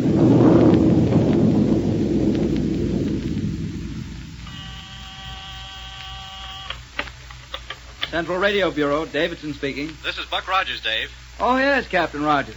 What can I do for you, sir? Have you any idea where Dr. Hewer is, Dave? And why I haven't been able to call him at his laboratory? Why, yes, sir. Right now, he's almost 80 floors below me in the protoniformer room of our transmitting setup. What under the sun is he doing there? Oh, he's looking through old pieces of equipment in the hope of finding some bits of impenetrite. Impenetrite? Well, that's what he said before he went down there. Oh, probably with the idea of making up another gyrocosmic relativator. Yeah, what? A new invention. Has to have impenetrite for it. Oh. Any way of reaching him down there? Can you give me a line to him? Well, he must have disconnected it so as not to be disturbed. I tried to call him just a few minutes ago and couldn't even raise an echo. Dave, I wish you'd pass something on to him just as soon as you can get in touch with him. Well, surely, Captain. I'd be glad to. Well, tell him that Wilma and I have taken off in a battle cruiser and are trying to get on the rocket trail of the ship Black Barney's in. Something happened to Barney, Captain? Yes, Dave, I'm afraid so. That's why it's so important you get this message straight to Dr. Hewer. Well, then listen. Yeah? Why not let me hook a telemagnetic recorder strip in on this receiver? You know, simply record your message to him. Then when Burke comes on duty to relieve me, I'll take it down to him. Good idea, Dave. It'll certainly be more clear to the doctor than any message I might try to relay to him verbally. Okay, go ahead.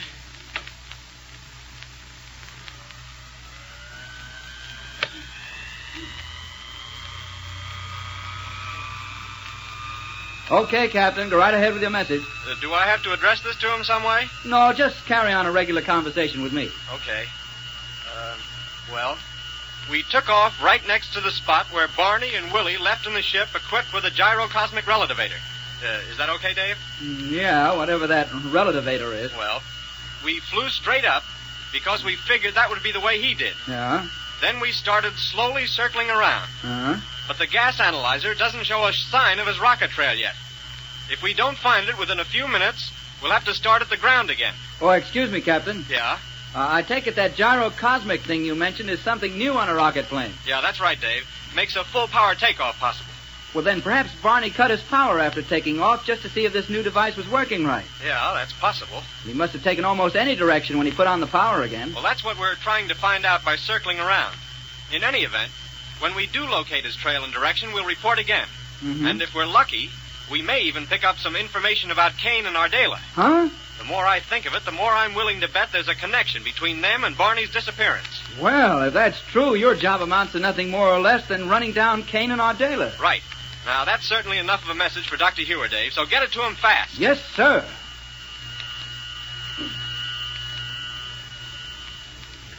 Thought you were going to use a gyrocosmic relativator and coast down to a landing, Kane. Don't worry.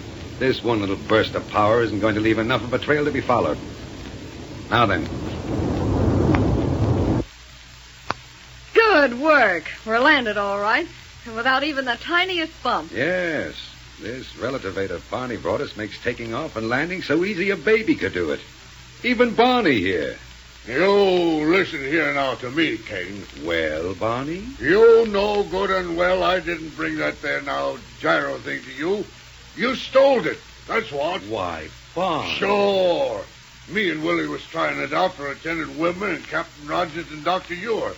And the only reason you got it is on account of you stowed away in this here rocket ship. Now, Barney. Sure you did. And I want to know that you done what you done with my little Willie, too, huh? What did you? Barney, your dear little Willie is acting as messenger boy for me. He's taking a note to Buck Rogers. Didn't you see him take off for Niagara in the rocket roadster, Barney? Sure you did. Sure I did. Only he can't fly one of them things, and if anything happens to him, Killer Kane, I'll get you for it if it's the last thing I ever do. You hear me, Kane? And I mean it. Barney, you sound positively dangerous. I guess we'll have to do something about you. What do you mean, do something? Would you really like to know, Barney? Sure, I'd like to know. Very well. We're going to put you under the psychic restriction ray. Huh? It has a most startling effect on rebellious people. No. Listen, Kane, listen. Did I ever do anything to you to make you put me under the psychic description ray? Will you work with Ardela and me voluntarily? Well, How about it, Barney? No, sir. I won't do it. And that settles it. Well, now listen. First, of course, we've got to get established in some sort of headquarters. Now, Kane, about that site... Kane, are you still set on putting our headquarters here? So close to where Willie left us? Listen. If you'd use that pretty head of yours for something beside a perch for a flying helmet, you'd realize there isn't a better place in the solar system. All right.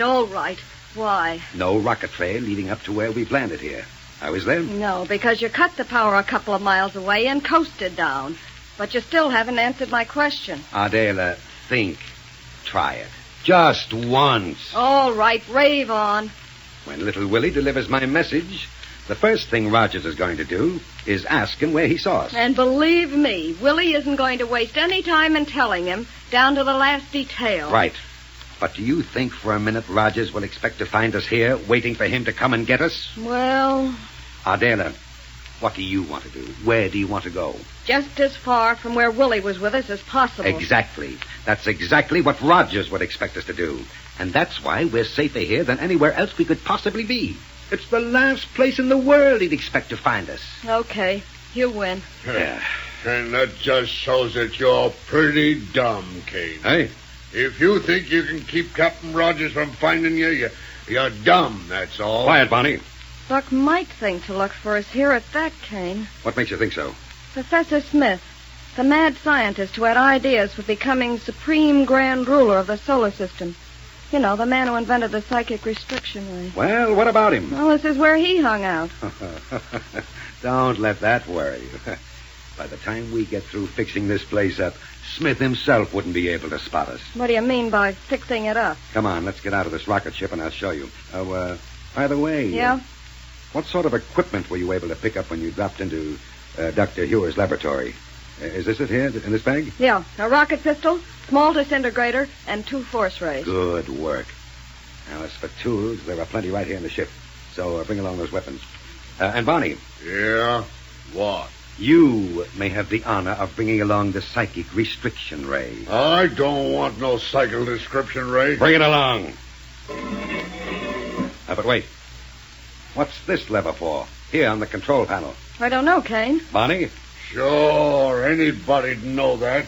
It's a rocket dampener for working the attachment on the rocket tube so it'll cut down on the rocket flame so that Splendid. It'll not only cut down whatever noise this ship makes while in flight, but it'll change the rocket trail. There we are. Now, come on. Okay. Help me step down to the ground, please, Barney. I've got my hands full. Oh, sure, Miss Aldela. I'll be... Never mind that, Barney. Huh? You take care of that ray machine. And don't drop it. You understand? Handle it carefully. Okay. Go ahead, Adela. Isn't that what I'm doing? And these tools are just what we need. I'll put them right out of here. Not going to leave the ship out in plain sight, I hope. Huh? You heard me. Adela, you do have an idea now and then, don't you? Let me have that small disintegrator. Here. Now, what are you going to do with it? Watch. First, I disintegrate a large hole right alongside the ship. That's a mighty big hole you disintegrated. There we are. All right. Now what? Wait and see. Hey, he ain't gonna fly away and leave us, is he? We'd better not try it. Oh, I see. Yeah. He's navigating it right into the hole he made with the disintegrator, ain't he? And believe it or not, there's room to spare. Nice work, Kane. But it's still in plain sight. Now, where's that one-way energy projector? Oh, here, you have it, Adela. Yeah. Don't think you can cover up that whole complete rocket ship with one of them things. Do you? Watch. Wait. Huh? If you cover it up, how'll we get it out again? Push the dirt away with one of these force rays. Oh. Now, watch. Well, satisfied? A little more dirt needs to be pushed over it on this side here, Kane.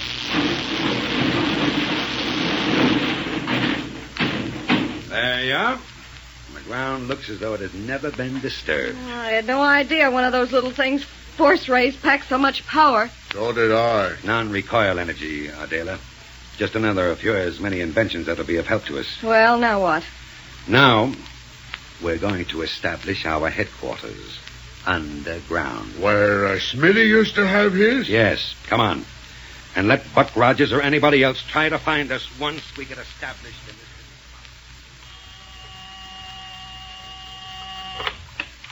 Central Radio Bureau, Davidson. Listen, Dave. This is Buck Rogers again. Oh, yes, sir. Any news about Black Barney or Killer Kane in Ardela, Captain? Plenty. No kidding. But how about my message to Dr. Hewer? Did you get it to him? Yes, sir. He's on his way back to his laboratory. Well, then maybe I'd better call him direct. Oh, I'm afraid you won't be able to get him right away, Captain. Huh? Why not? Well, he said he was going to make several stops along the way. The municipal storehouse and the electrochemical laboratories and the ultronium foundry. Oh, a couple of other places, too. Well, then take another message for me.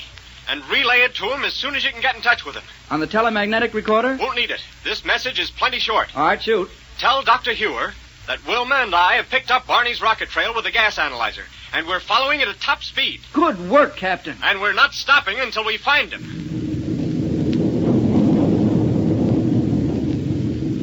Good stuff. But wait a minute. Didn't Kane deliberately break up his rocket trail so it couldn't be followed? Well...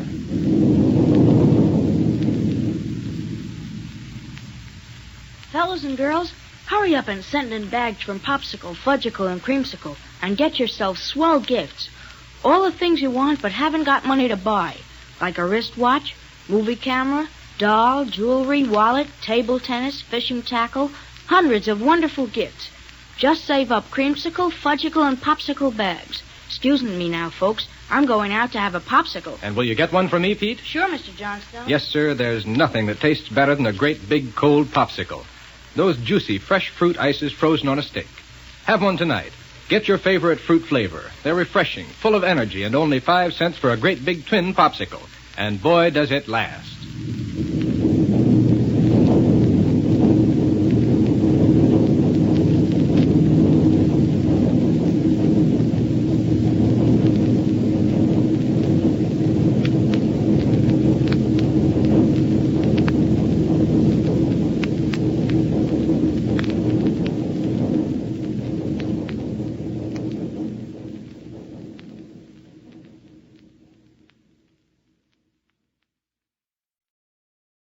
Buck Rogers in the 25th century.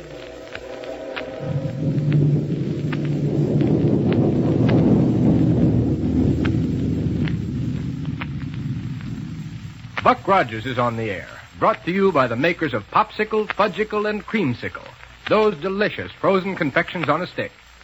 And now a message from the famous winner of the Typical American Boy contest, Popsicle Pete. Hello, fellas and girls. You know what our gang did? We all saved bags from Popsicle, Fudgicle, and Creamsicle and got a whole baseball outfit for the team. Balls, gloves, and everything. Boy, they're swell. Now get Mom and Dad and everybody to help you save bags from genuine Popsicle, Creamsicle, and Fudgicle. And get your choice of hundreds of marvelous gifts. Get a wristwatch, a camera, table tennis, a wallet, lots of things. Bags are easy to save because they come on such swell-tasting confections. Great big, pure Popsicle, Fudgicle, and Creamsicle, each on a handy stick. What a value for a nickel. So big and so delicious. I'll say. And made by the finest ice cream makers from choice, healthful, strictly fresh ingredients. Say, kids, get a gift list free from your ice cream store and save it. It's got a coupon on it worth 10 bags. Now, do you remember our last episode? Well, Buck and Wilma finally got on the trail of Black Barney's rocket ship. And we learned that Killer Kane and Ardela, with Barney as their prisoner, have landed at the ruins of ancient Philadelphia, where they're going to set up a new headquarters. Well, let's join them there and see how things are working out. Okay? Then here we go, 500 years into the future.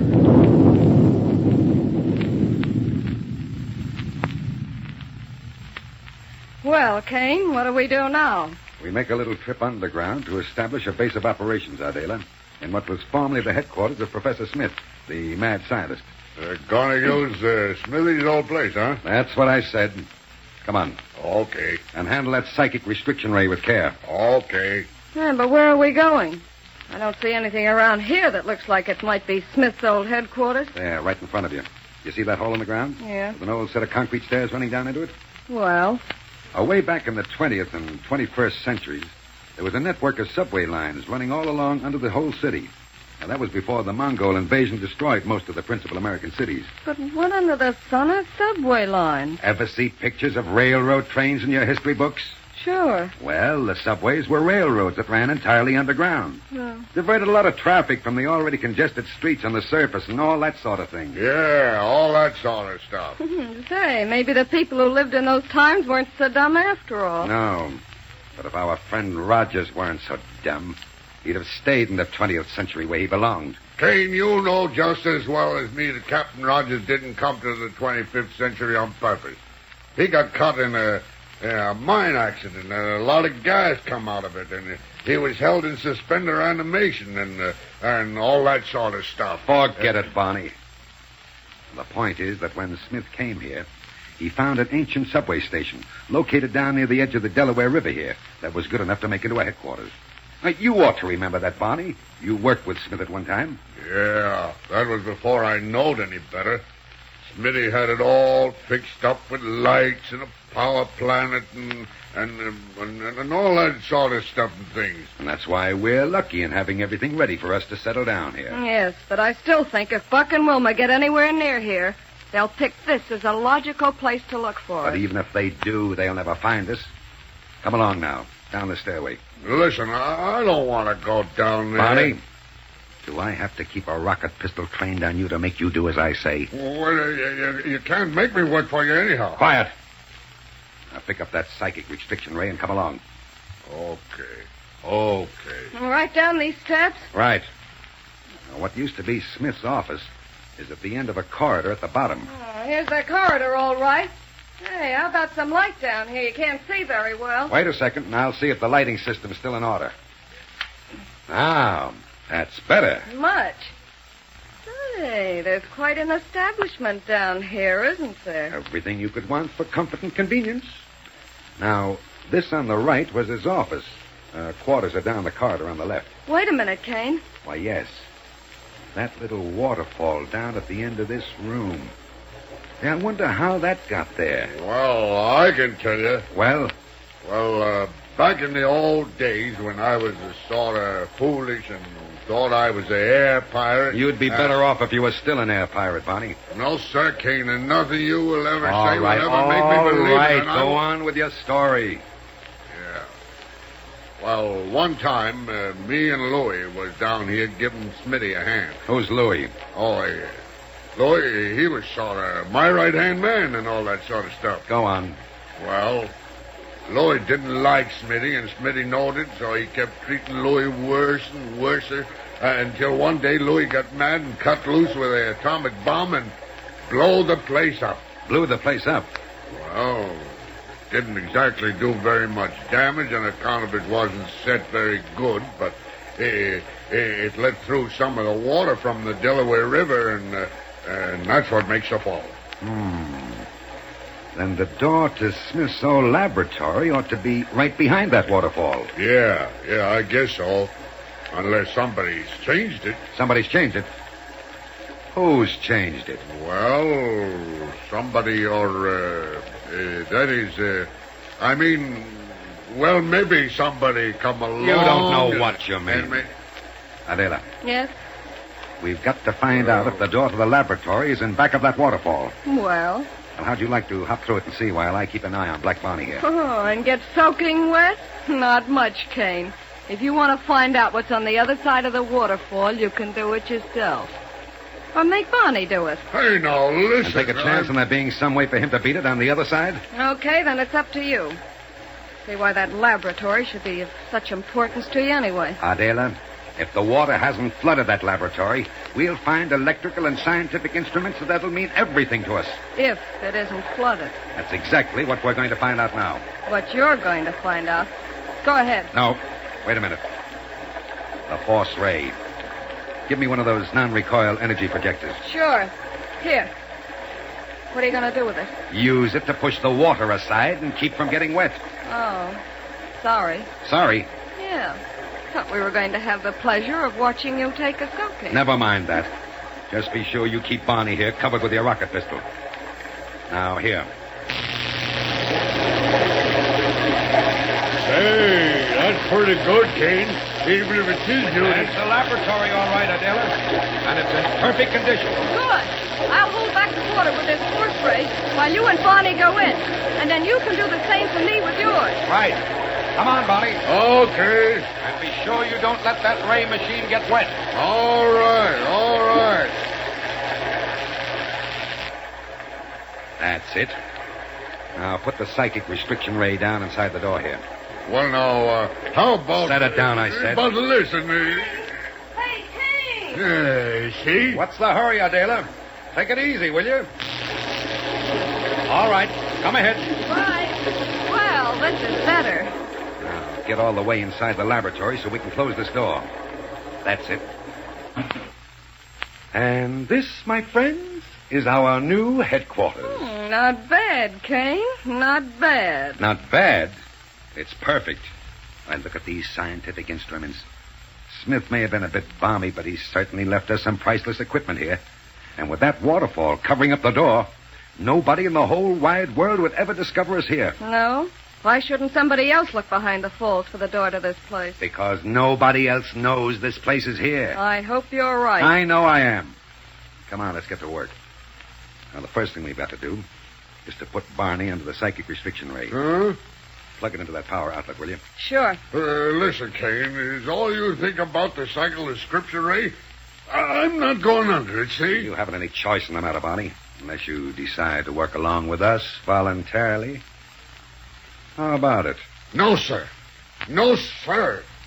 I don't know what voluntarily means, but I won't do it. That's final? Yes, sir, and nothing you can say will make any difference. And the ray it is. Let me have the force ray, Adela. Here you are. Kane. Get down on the floor under the ray projector, Bonnie. No, sir, Kane. You can't make me... Down. Hey, take that force ray off of me. What's the big idea, Kane? Flat on your back, Bonnie. And right under the projector lens. Take it off me, I tell you.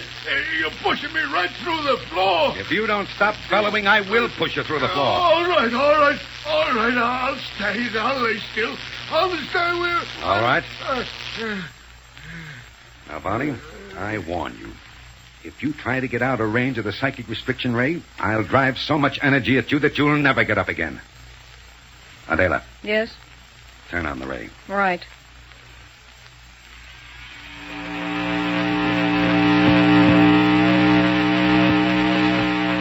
How's that? Perfect. No, sir, Kane. It ain't perfect. And if you got any sense, you'll turn it off again. You hear me, Kane? Turn it off.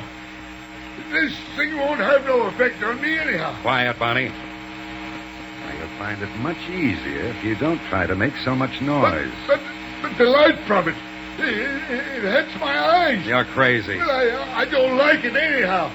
So take it away.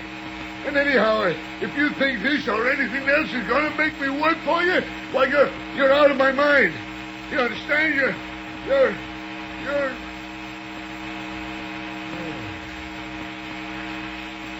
Listen, Kane. You know, it's funny. This thing ain't so bad after all, is it? Yeah. I kind of think I like it. It's working, Adela. Good. And from now on, Bonnie is ours. Yeah, the ray, it's so nice and pretty and beautiful and stuff. Yeah. Let the brave Captain Rogers try to upset our plans now. Rogers.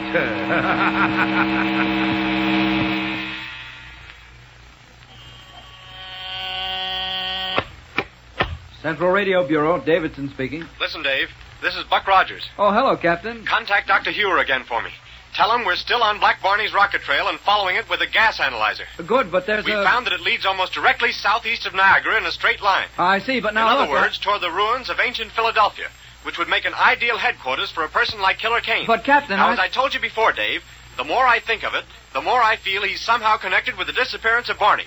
Now, will you get all that to Dr. Hewer just as quickly as possible? But, Captain... Yeah? I've been trying to tell you, Dr. Hewer called here just a few minutes ago, and he left a message for you. Oh, yeah?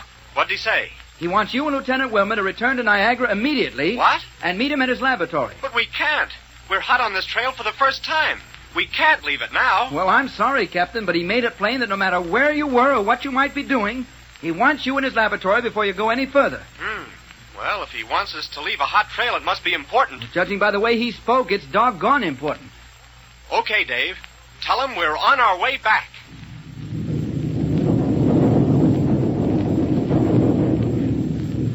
So, Kane and Ardela have poor old Black Barney under the influence of the psychic restriction ray.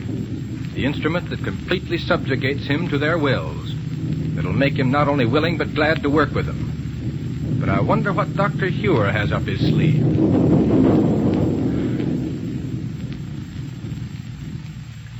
Just imagine waking up in the morning and finding a package waiting for you. You open it up, and boy, there's a real wristwatch, or a doll, or fishing tackle, or roller skates, or maybe even a movie camera. Now all you have to do is save bags from Popsicle, Fudgicle, or Creamsicle, and you get all those presents free.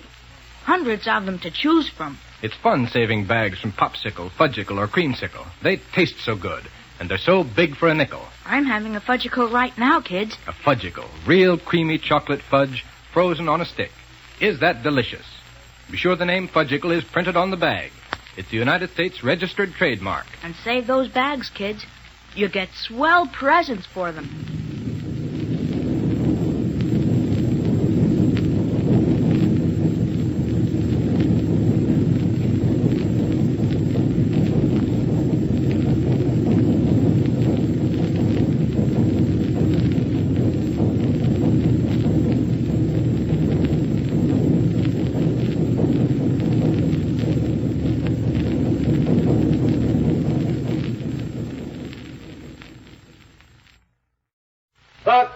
Rogers in the 25th century.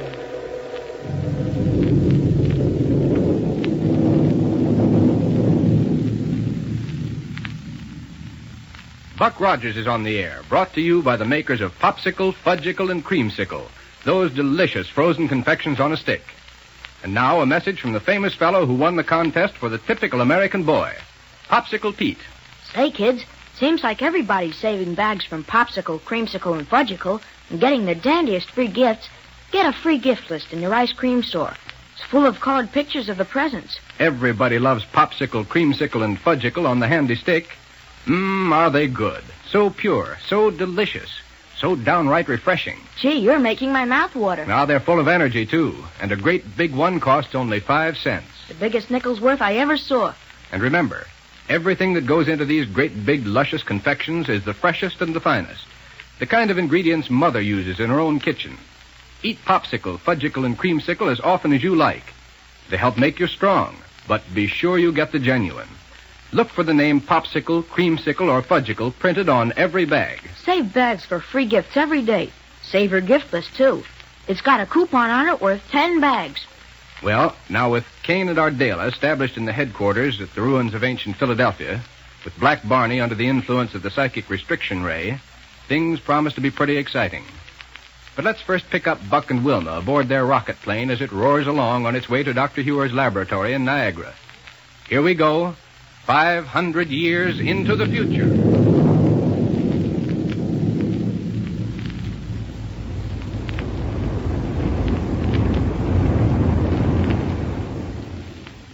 Doggone it, Wilma. I certainly wish I knew why Dr. Hewer insisted we turn around and fly back to his laboratory this way. I know it, Buck. And just when we were beginning to get somewhere in our hunt for Black Barney. Right. That was a good, strong rocket trail we were following, too. And there was no question about it being his. Unless Killer Kane took that ship away from him. Wilma, that's a greater possibility than I care to admit. Yes, sir, you'll never convince me that Barney had run off with an experimental ship that way unless somebody forced him into it. And who could it be but Killer Kane? Right. And that's why I hated to leave the hot rocket trail we were following. Dr. Hewer knew we were on that trail, didn't he? Sure. I had Central Radio Bureau tell him we were. Then he must have something mighty important up his sleeve to make us turn back this way. Yeah. Well, we'll be at his laboratory in a couple of minutes now and find out what it's all about. Buck. Yeah? Why not radio to him? Plenty of time to do it before we land. Sure. Here, you take over the controls while I do it, will you, please? Surely. Only you'd better keep cutting down on the power or we'll fly on by Niagara before we know it. Hey, I should say so. Do you know how fast we're traveling? How fast? A little over 1,200 miles an hour. Phew. That is stepping along, isn't it? You bet it is. Out in space with no air friction to heat up the hull or slow us down, it would be like crawling along. Down here, within the atmosphere, it's going some. Yeah. Well, you take care of navigation while I make this call. Okay, and the first thing I'm going to do is cut down the power. There. Calling V121. Buck Rogers calling V121. Of course, he may not have got back to his laboratory yet, Buck.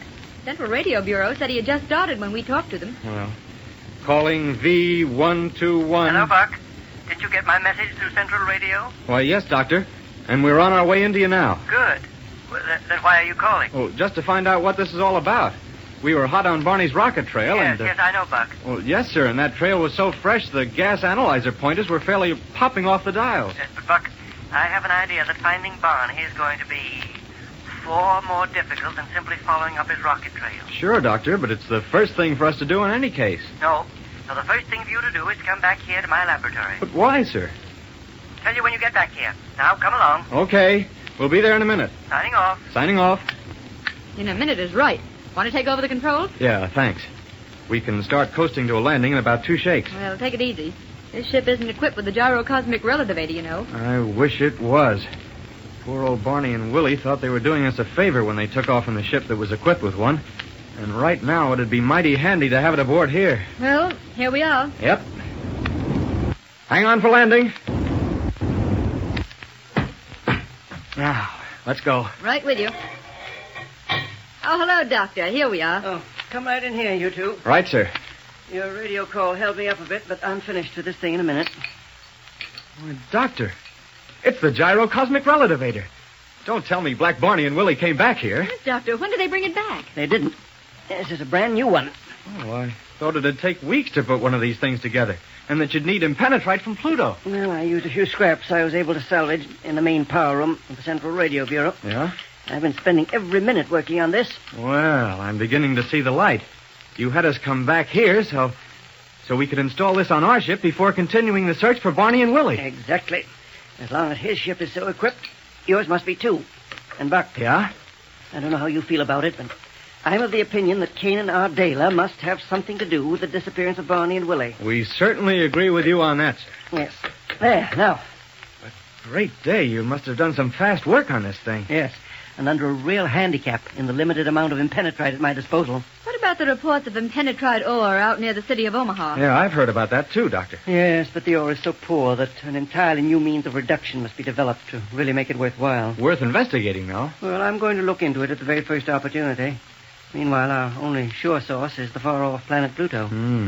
We can't very well afford to lose this relevator, then, can we? No, sir. But is there anything I can do to help you there? I'll fit the photoelectric cell unit into place, will you, please? Yeah, sure. Goes right in front of this gear system unit, doesn't it? That's right. You'll have to use the power vise to fit them together. Okay. But how about fastening them? Oh, molecular tension will take care of that because of the extreme care with which they've been machined. Go right ahead and put them into the vise. Yes, sir. Help you carry, Buck? No, thanks. I can make it. There we are. Be sure the sections are accurately lined up before you try to fit them. Yeah, they're in perfect alignment. And here goes the vise that'll make the gyrocosmic relativator that'll help run down Kane and Ardela.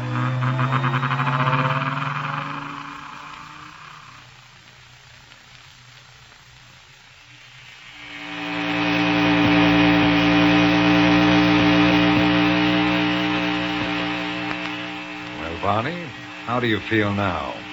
The psychic restriction ray isn't so bad, is it? It's marvelous, Chief.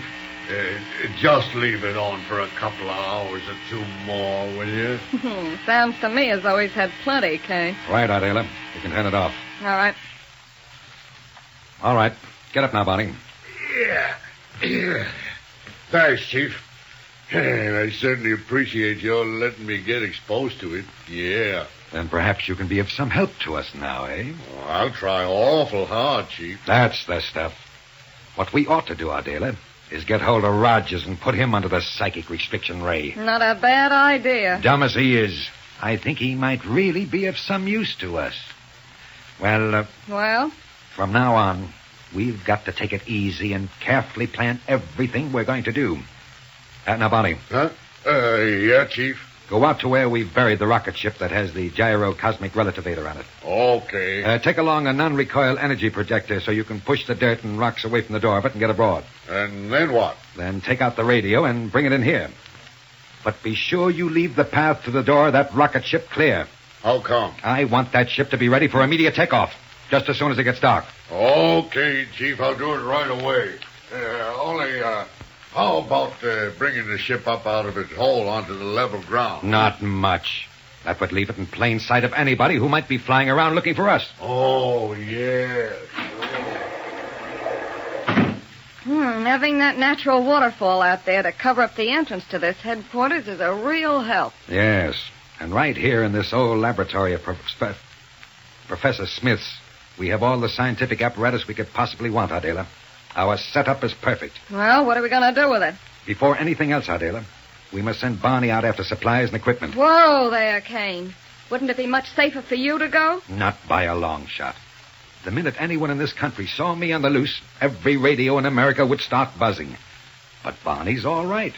People are used to seeing him around, and no matter what he might be doing, nobody would try to interfere with him. Yeah, I guess you're right. Of course I am. The only thing he'll have to do is stay clear of Niagara, where they know he's missing. So far as that's concerned, though, they probably know he's disappeared in every city of the country. Ardela, you seem to forget that our friend Barney is Prime Minister of Mars in his spare time. They wouldn't dare broadcast news of his disappearance in this day and age. Okay. What are you going to have him do? Go into a bunch of small towns and pick up all the weapons he can find. And bring us a good, fast space cruiser. What would he do with the ship we have now? Bring it along, too. It's equipped with magnetic grapples, isn't it? Yeah. Then all he needs to do is pick out a likely-looking battle cruiser, clamp onto it with the grapples, and bring it back here. How about the chances of his rocket trail being picked up? No chance. That ship carries a rocket dampener, which I hooked in. It'll leave such a faint trail that the wind will blow it away within a few minutes.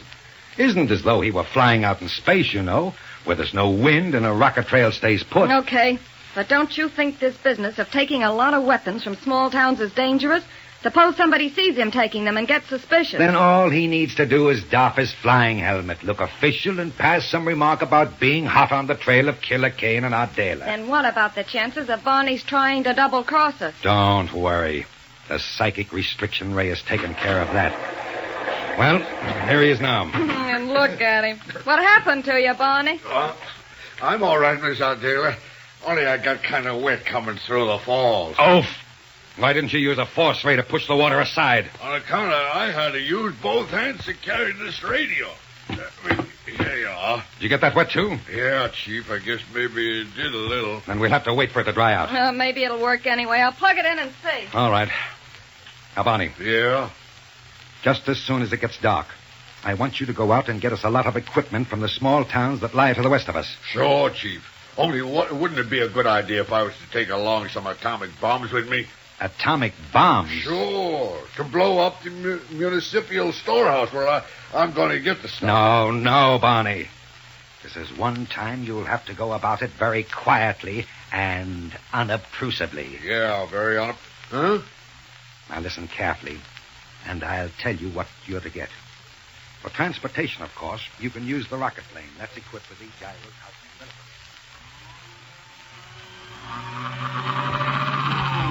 There you are, Doctor. The photoelectric cell unit is in. Fine, Doc. Bring it over here, and we'll complete assembly of this gyrocosmic relativator. Right, sir.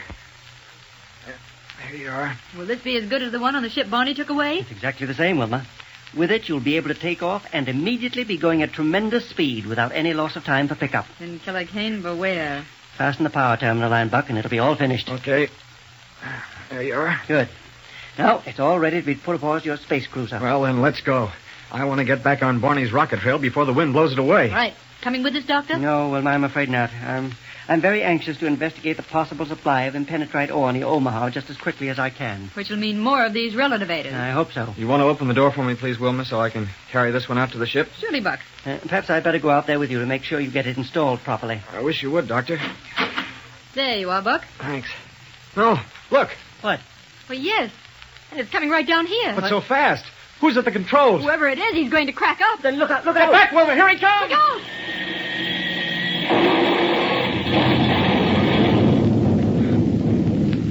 Well, I wonder who and what under the sun that was. I certainly hope none of our friends got hurt. Fellas and girls, if you'd like a real treat, a wonderful treat, get yourself a creamsicle on a handy stick. Does that hit the spot? A great big chunk of delicious ice cream covered with chocolate fudge or pure fruit flavors. What a nickel's worth. Nourishing, cooling, and made fresh every day in only the best, sunny, inviting ice cream plants. And remember, whether you buy creamsicle, popsicle, or fudgicle, be sure they're genuine. Look for the U.S. registered trademark name printed right on the bag. Kids, save those bags. Get swell free gifts. Skates, table tennis, a sleeping doll, a wristwatch. Gee, everything you always wanted. But start right away. Because the more bags you save, the better presents you get.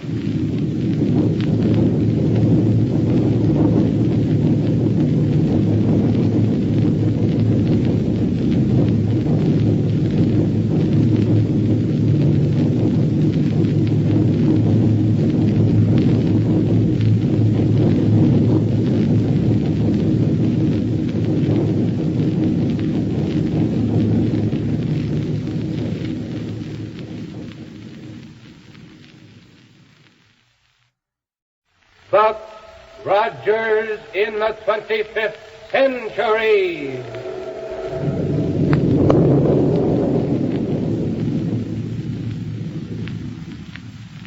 Buck Rogers is on the air, brought to you by the makers of Popsicle, Fudgicle, and Creamsicle, those delicious frozen confections on a stick.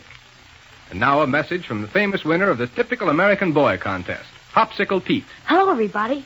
Say, I just finished a game of table tennis. Boy, what a fast game. You should see my set. It's a honey. And you can get a table tennis set free, just like Pete's. Yes, table tennis and lots of other wonderful presents, just for saving bags from delicious Popsicle, Fudgicle, and Creamsicle. Listen to these gifts. A real movie camera, a wallet, roller skates, wristwatch, beautiful jewelry, a sleeping doll, fishing tackle, And that's only a few. So you'd better start saving bags right now. Enjoy genuine popsicle, fudgicle, or creamsicle on a handy stick every day. They taste wonderful. Help to make you strong, too, because they're made from choice, fresh, healthful ingredients. The biggest nickel's worth anywhere. Hey, kids, get a free popsicle gift list from your ice cream store. Tells you how many bags to save for the presents you want. And there's a free coupon with that list worth 10 bags to get you started. Well, now let's see. Kane and Ardalia, you remember, have established a headquarters at the ruins of ancient Philadelphia and to put back Barney under the psychic restriction ray. Buck and Wilma, meanwhile, have returned to Dr. Hewer's laboratory to install a gyrocosmic relativator on their ship. However, as they were about to make the installation, But let's pick up the story at that point. Okay? Then here we go, 500 years into the future.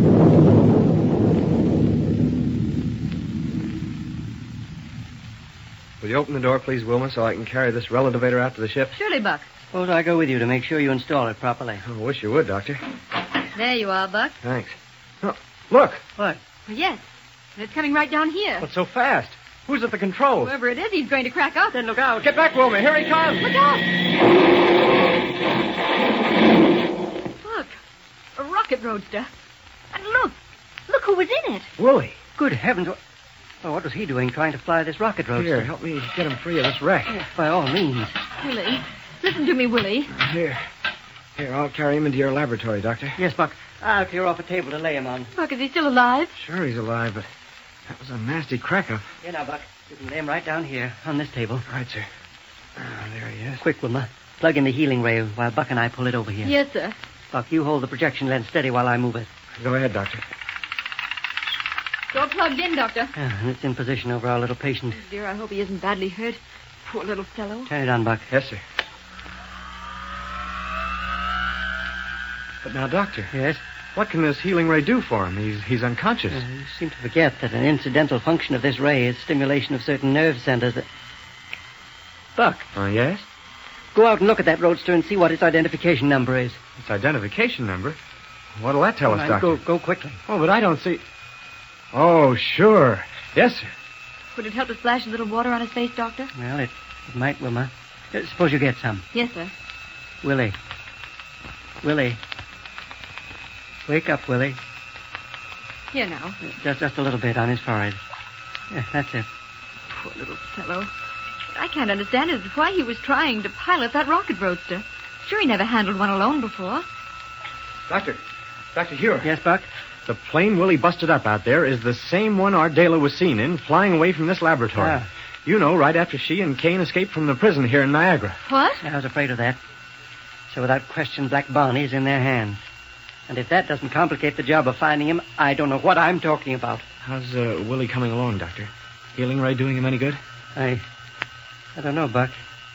He hasn't shown any sign of responding to its effect as yet. He's got to, Doctor. Oh, dear, I don't know what I'd do if anything were to happen to him. Wouldn't it be better if we were to take him right over to the medical center? I'm afraid to move him until we're sure the healing ray is enough. And the important thing in a case like this is immediate treatment. Moving him would only mean a dangerous delay. Poor little fellow. Surely Barney wouldn't have let him hop off alone like that. Oh, never, Buck. I'm sure of it. No matter what happened, Barney would never do anything that might place Willie in danger. Yeah, you're right. Barney has devoted his whole life to caring for this boy. They've been through some tough times together since Barney first picked him up. And always Barney's done everything possible to keep Willie from harm. They're such a strange combination, Doctor. Yeah. How'd they ever happen to pair up together? Well, it was right after the Mongol invasion of all our principal American cities, Buck. Yeah? Barney was an air pirate at the time, going around bombing and ransacking municipal storehouses. I see. And in the course of his travels, he stopped at what was left of Denver. There he found only one survivor, Willie. Not knowing what else to do with him, he pulled him into his rocket plane and took him along. And they've been together ever since. Doctor, we've got to do something more for Willie. Wait, Wilma. Mr. Barney. Willie. Mr. Barney. Poor kid. Hey, Willie, easy, Willie. Mr. Barney isn't here, but we'll take care of you. Now just lie still. Lie still and rest. But I want... Yes, dear.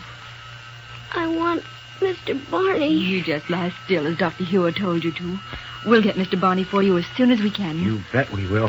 Where are you going, Buck? To install a gyrocosmic relativator on our ship for immediate use. Oh. But I want Mr. Oh, Lieutenant Wilmer. That's right, Willie. You just lie still a minute until you feel better. And Dr. Hewer. Hello, Willie. Well, how do you feel now? Pretty good, but where did Mr. Barney go? Don't you know? Me? Yes, Willie. Where did you leave Mr. Barney? Oh, well, Kane. Yes.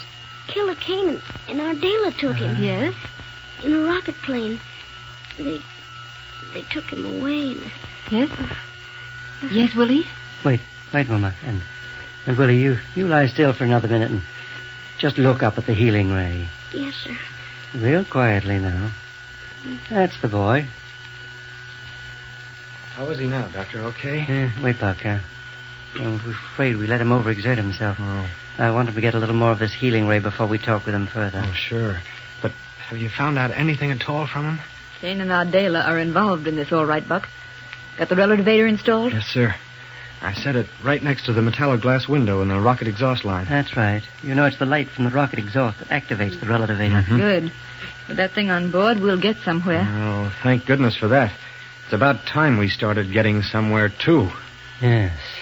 Well, Willie. Now, how do you feel now? All right, I guess. That's the stuff. Only my head hurts a little bit. Well, I should think it would, Willie. Oh, hello, Captain Rogers. Hello. You've got a lump on your head there the size of an egg. Have I? Honest? Honest to goodness. Why, Willie, that's a bump to be really proud of. I wonder what Mr. Barney'd say if he saw it. He'd probably think I was going to die or something. Yes, sir, Willie, he probably would. Well, you sound as though you're feeling pretty good now, Willie. Now, let's turn off the ray and let you sit in that easy chair there so we can talk to you.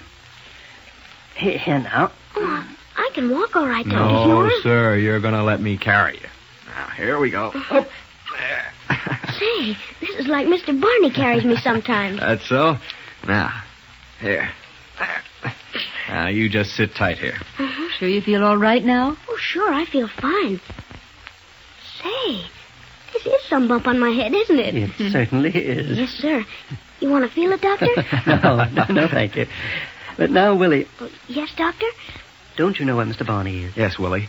And what under the sun happened to you two after we radioed for you to come back here to Niagara? Well, we started back all right because Mr. Barney knew you wanted the gyrocosmic relative. Yeah? But all of a sudden, the door on one of the lockers there in our control cabin popped open, and out came Killer Kane. Buck, I knew it. So, he stowed away on board your ship, huh? Yes, sir. And he had a rocket pistol, so Mr. Barney had to steer wherever he wanted to go. And where was that? Well, we kept flying straight southeast, until we came to the old ruins of Philadelphia. Uh-huh. And if I remember correctly, that's where Professor Smith once had his headquarters. Professor Smith, the mad scientist. Yes, sir, Captain Rogers, before he set up headquarters on the moon. And, did you land there, at the ruins of ancient Philadelphia? Well, we landed near there, Captain. You see, Miss Ardale had already come over in the rocket roadster I just busted up, and she was waiting for us. Yeah, so? Well then, Mr. Kane made Mr. Barney and Ardale get on board our ship, and he made me get into the roadster, and he told me to... Oh, here, I almost forgot. Forgot what, Willie? This note he gave me to bring along. Note? Yeah. Here, Captain Rogers, it's for you. Oh, let's see. What does it say, Buck?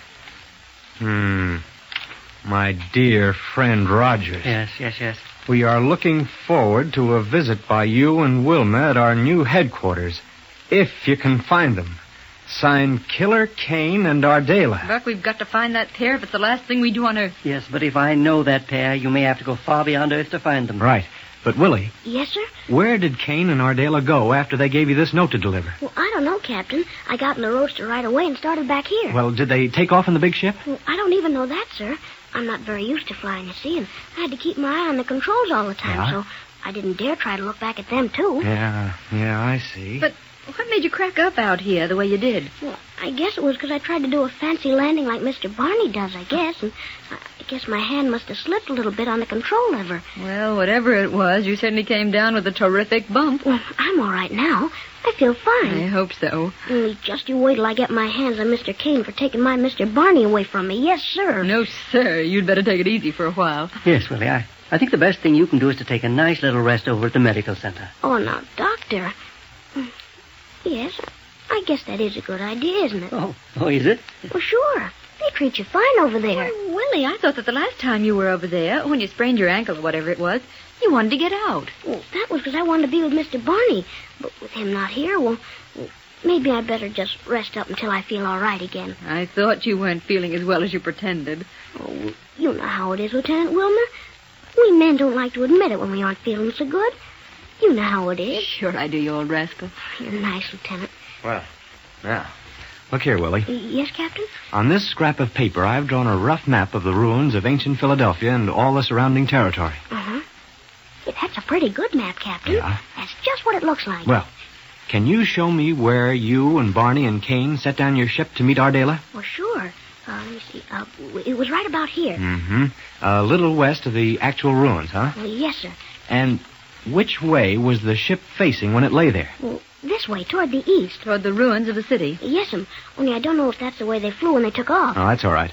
With the gas analyzer we've got aboard our cruiser, we'll find that out in jig time. Unless there's been too much delay and the wind's blown the rocket trail away. Oh, we'll have to take that chance. And with a relativator aboard, we can get down there in just a few minutes. Come on, Wilbur. Let's get underway. Right. You coming too, Doctor? No, I must try to dig up more impenetrites for making more gyrocosmic relativators. We know their importance now, and I want to make more of them as quickly as possible. Well, come on, Wilma. Don't use too much speed, Buck, just because you have a relativator. You'll be flying fairly low that short distance, and you'll get lots of atmospheric friction. Right, sir. Goodbye, Captain, Lieutenant. Bye, Willie. Bye, Willie. Boy, look at that takeoff. Yes, Willie. They certainly make a fast one with that relativator, but now let you and me go over to the medical center. Oh, I don't think I need to go now, Doctor. I feel much better. Do you? Yes, sir. Now that I know Captain Rogers and Lieutenant Wilmer are going to bring my Mr. Barney back to me. Of course they are. Well, I hope Willie and Dr. Hugh are right. But if I know Kane and Ardela, Buck and Wilma won't have any easy job of it. Gee, I never got so many letters in my whole life as I got now in one day. You should see all the kids that write me and say, thanks, Pete, for the camera, or thanks for the sleeping doll, or the wristwatch, or fishing tackle, or whatever other presents they got for popsicle bags. Gosh, they're wonderful presents. You can even get a movie camera. And all you do is save bags from Popsicle, Fudgicle, and Creamsicle. It's a great way to get free presents, isn't it? Just save up bags from the swellest tasting confections you can eat. Try a great big juicy popsicle today, made from fresh fruit flavor. That's why they taste so extra delicious. And do they last? A double portion popsicle on a handy stick costs only 5 cents. The biggest 5 cents worth anywhere and the purest.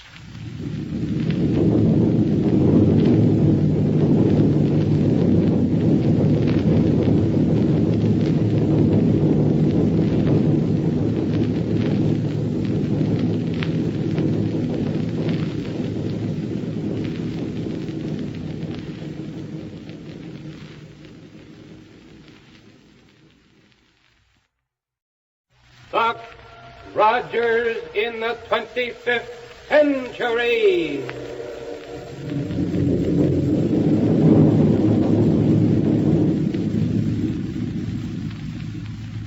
Buck Rogers is on the air, brought to you by the makers of Popsicle, Fudgicle, and Creamsicle, those delicious frozen confections on a stick.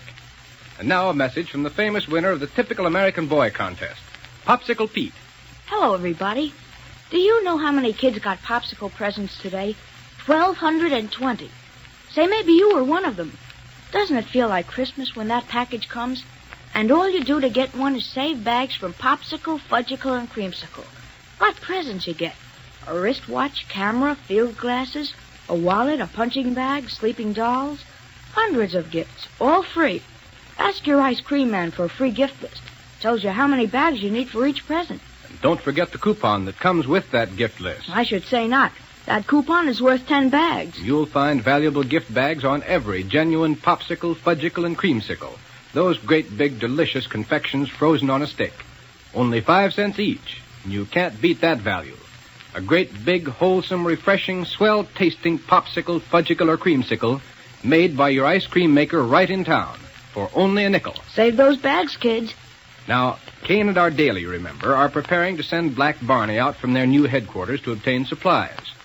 Buck and Wilma, meanwhile, have set out to pick up Barney's rocket trail with a gas analyzer, leaving Dr. Hewer and Willie at the old scientist's laboratory immediately after Buck and Wilma have left. Now, here we go, 500 years into the future.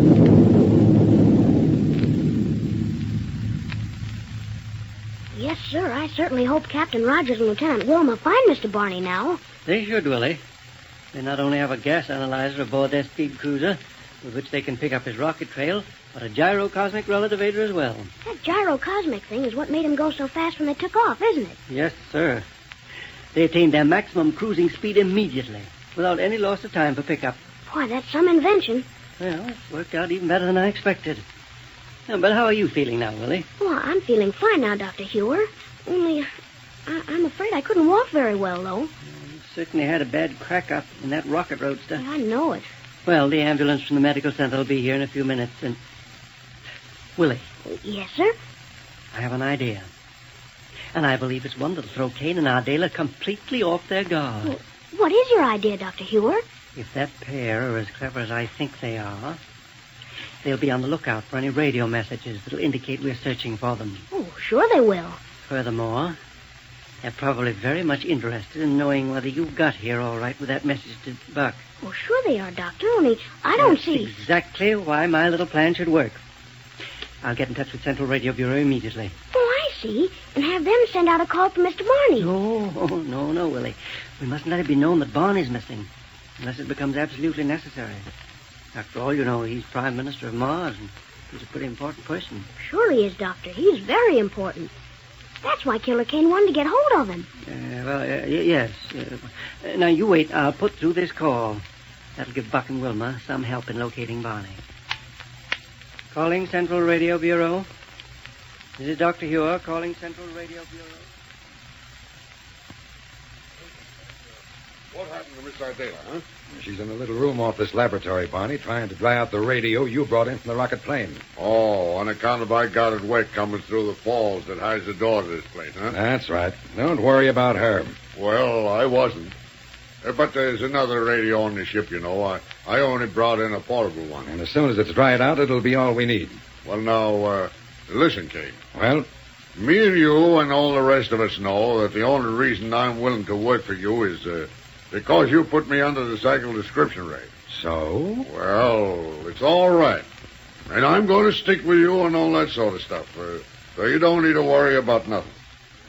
But listen. Yes? Didn't you say something about me going out to pick up a lot of supplies and stuff for us? You're right. And as long as it has become dark outside, there's no reason why you can't leave right away. Yeah, that's what I was thinking of. Now, just what kind of stuff do you want me to get? Everything you can lay your hands on that can possibly be of use to us. And if you pick one up and haul it back here on the magnetic grapples of your ship without attracting undue attention... I know, a gyrocosmic thing. Dolt. The only gyrocosmic relativator in existence is the one we have here. Oh, yeah. No, Barney. We need a fast, well-armed fighting cruiser. Okay, I'll get it. Disintegrators, rocket pistols and guns, non-recoil energy projectors, a thermic radiation projector if you can find one. Well, that sends out a heat ray, don't it? That's right. Yeah. A paralysis ray. Get anything that you can lay your hands on. Now, in order to successfully carry through our campaign against Rogers, we've got to have enough equipment to stand off a space army. Well, just you leave it to me, and I'll get plenty of stuff. Well, see that you do. But do I have to do it all at night? Yes. At least until we find out more about what Rogers and his friends are doing toward finding you. But I thought you thought nobody'd know I was gone outside of Niagara. Until we know that definitely, you'd best make your raids at night and on small cities. And take only a little from each one. Okay. And above all, don't stop anywhere near Niagara. And probably the best place for you to begin is out west of here. Avoid any rocket ships you may see along the way, too. Yeah, Kane, I'll do that. And all at night. Absolutely. Unless, Unless what? It might be a good plan for you to stop in, say, the small Midwestern towns in broad daylight. Huh? In spite of the fact you're the Martian Prime Minister, Yeah. you're well enough known down here on Earth to walk into a small town and get most anything you want, just for the asking. Provided, of course, the people would have no reason to suspect you're working for me. Yeah, but for the time being, I think I better get the stuff on the sly like you said it first. Yes, I guess so. Now, let's get out to the ship so you can take off. Okay, Chief. You got a force ray so as to push away the waterfall that's outside the door, huh? Yeah, right here. Come along. Yeah. Well, that water suddenly covers up the entrance of our headquarters, don't it? Perfectly. Now be ready to jump through it when I turn on this force ray. All ready? Okay. Come on. All right. Yes, sir. Anybody could come down here in Smitty's old headquarters and poke around, and hey, they'd never know there was a laboratory back there. Well, let's go on through this corridor and up to the ground level of the ship. Yeah. You left a passage through the pile of dirt covering the ship so we can get through it, didn't you? Sure. Don't you see her there? Good. Then you can get aboard and take off right away. Get in, Bonnie. Okay, Chief. And remember, carefully avoid any ships you may spot flying around. If anything happens to you to crab your act, or if anybody becomes suspicious of what you're doing, you ought to forget that you ever saw me or know where I am. Chief, you ain't got a thing to worry about. Just you leave everything to me. I got it all organized out as to what I'm going to do, and I'll be back in a few hours with all the weapons and stuff you could want. Fine. Hey, see? Now, first thing I'll do is turn on this here now radio in here. And keep it on all the time you're in the air. Yeah. All right, Bonnie. Radio Bureau, Close your metal door and... General call from Central Radio Bureau. Listen. Yeah, I wonder what it is. All stations are ordered to be on the lookout for Willie, well-known protege of Black Barney, Prime Minister of Mars. Hey! Quiet. The only clue as to his whereabouts is a small piece of his flying jacket found beside a badly wrecked air roadster in a lonely field, northeast of Niagara. Perfect. All available citizens are urged to aid in the search for Willie. That is all. Bonnie, that's exactly what I wanted to know. You mean that Willie didn't get there to deliver the note to Captain Rogers? No. It shows that because of your position as Prime Minister of Mars, they don't dare broadcast word of your disappearance. Oh. Yeah, we've nothing to fear. Now keep clear of Niagara, and you can work in broad daylight. Do anything you want. Yes, sir. So go to it, Bonnie. The field is yours. Oh, and be sure you keep the rocket dampener hooked in to change your ship's rocket trail. Okay, Chief. Here I go.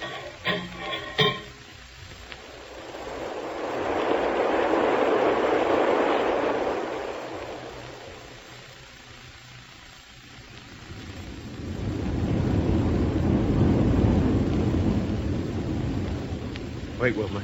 Let's get the rest of this message. Okay, Buck. All available citizens are urged to aid in the search for Willie. That is all. Good.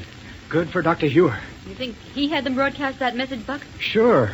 In the hopes that Kane and Ardela would pick it up and think they're safe as long as they stay clear of Niagara. But why wasn't anything said of Barney? You don't make it public when the Prime Minister of a neighboring planet has disappeared. Huh? You'd have a nice interplanetary situation on your hands. Oh, I see. Sure, and if Barney's with Kane and Ardela, all the looking that needs to be done is for them. Yep.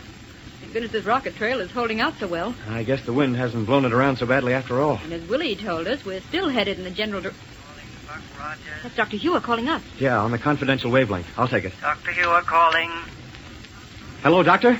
Have you found Barney's rocket trail all right, Buck? Yes, sir. And we're bearing down on it as fast as we can, sir. Well, don't try to travel too fast. Remember, you're flying pretty low, and too much speed will create dangerous atmospheric friction. Yes, sir. And, Doctor... Yes? The trail is still leading us toward the ruins of ancient Philadelphia. And, of course, Kane and Ardela may have left that region just as soon as they sent Willie on with us in the rocket roadster. Probably. But at any rate, we're on a hot trail, and the wind doesn't seem to have done it much damage. Good. Hello, Doctor. Hello, Wilma. Doctor, that was a great idea to send out the message about Willie. Well, I hope it does us some good.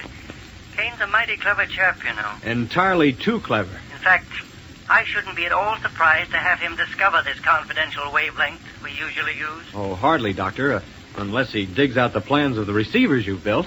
But now, look here, Buck. Yes? I've called you because I probably won't be able to get in touch with you again for some time. Huh? Oh, why not, Doctor? Well, I'm going out to Omaha to call on Elmo. Oh. You remember him? Oh, I sure do. He's the chap we rescued from that little planetoid that lies out in space, just beyond the orbit of Mars. Uh-huh. And as head of the city of Omaha, he's doing a splendid job. Be sure to remember us to him. I'll be glad to. As you've no doubt guessed, I want to see him regarding a possible source of impenetrite ore in his vicinity. Oh, good stuff. And don't worry about us. With this rocket trail holding out so well, we'll have Kane and Ardela and Barney back in Niagara before you know it. Well, I hope so. Good luck. Thanks. Signing off. Signing off. Well, Look, Buck. We're nearing the ruins of old Philadelphia. then I'll cut down the power. Funny, the trail doesn't drop down toward the ground now, toward wherever they stopped to let Willie off. Yes. I wonder... Keep an eye on the dials now, and... Whoa! Here's where they stopped, all right. Good. Thing to do now is pick up the trail they left when they started off again. Sure, and it shouldn't be so hard to find with this gyrocosmic relativator to start us off. Right. We'll just start a quick circle.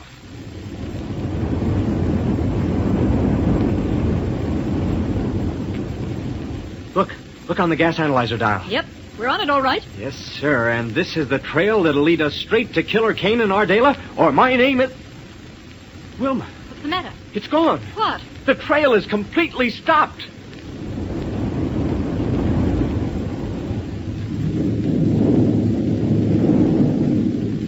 Yes, the trail is gone. Because of the way Kane threw in a rocket dampener when he made that trail with Barney's ship, they'll never pick it up again. Did you get any popsicle presents yet? If you never let a day go by without saving popsicle, fudgicle, or creamsicle bags, you watch those bags pile up. Before you know it, you'll have enough for a fountain pen or table tennis, a wallet or a Buck Rogers telescope, games, books, lots of things. Get everybody eating popsicle, fudgicle, and creamsicle, and they can give you their bags. Just get Mom and Dad to try a creamsicle and see how fast they buy more. Everybody loves a genuine creamsicle. That great big chunk of delicious ice cream on a stick, thickly coated with wonderful fresh fruit flavors or creamy chocolate fudge. And look how much you get for a nickel. Pure, wholesome ingredients, too, full of the energy we all need. It makes my mouth water just to think about a creamsicle. Be sure you get a real creamsicle with the name printed right on the bag. It's the United States registered trademark, and it stands for top quality.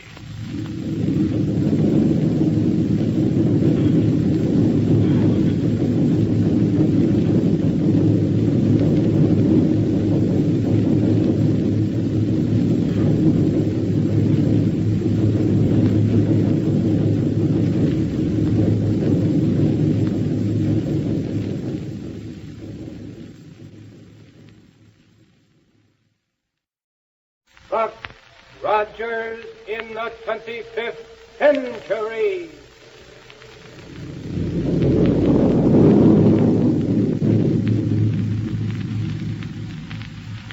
Buck Rogers is on the air, brought to you by the makers of Popsicle, Fudgicle, and Creamsicle, those delicious frozen confections on a stick. And now a message from the famous fellow who won the contest for the typical American boy, Popsicle Pete. Hello, everybody. Did you send in any popsicle bags for presents yet? Gosh, it feels like Christmas when the postman brings you a package. Better eat popsicle, creamsicle, or fudgicle every day. And save up those bags. And be sure you get genuine Popsicle, Creamsicle, or Fudgicle, fellas and girls. Those names must be printed right on the bag if you want free presents. And if you want to get frozen confections that are extra delicious and extra big, genuine Popsicle, Fudgicle, and Creamsicle. My, are they good, and good for you. When you're tired, they pick you right up because they're full of nourishment, full of energy, and so refreshing. Oh, boy. Do they taste delicious? Sure they do, because they're made fresh every day of the finest ingredients, made only by the best ice cream manufacturers in town, the biggest 5 cents worth anywhere. Yeah, man. Say, kids, ask at your ice cream store for a free illustrated popsicle gift list. A free coupon comes with it, worth 10 bags. And now let's get back to the thrilling adventures of Buck Rogers in the 25th century. And let's see. Kane and Ardela, you remember, sent Black Barney out from their secret headquarters to get supplies. Buck and Wilma, meanwhile, have been following Kane's old rocket trail toward the ruins of ancient Philadelphia. But as we pick up our story tonight, we find that the trail has suddenly stopped. Let's join Buck and Wilma there in the control cabin of their rocket plane.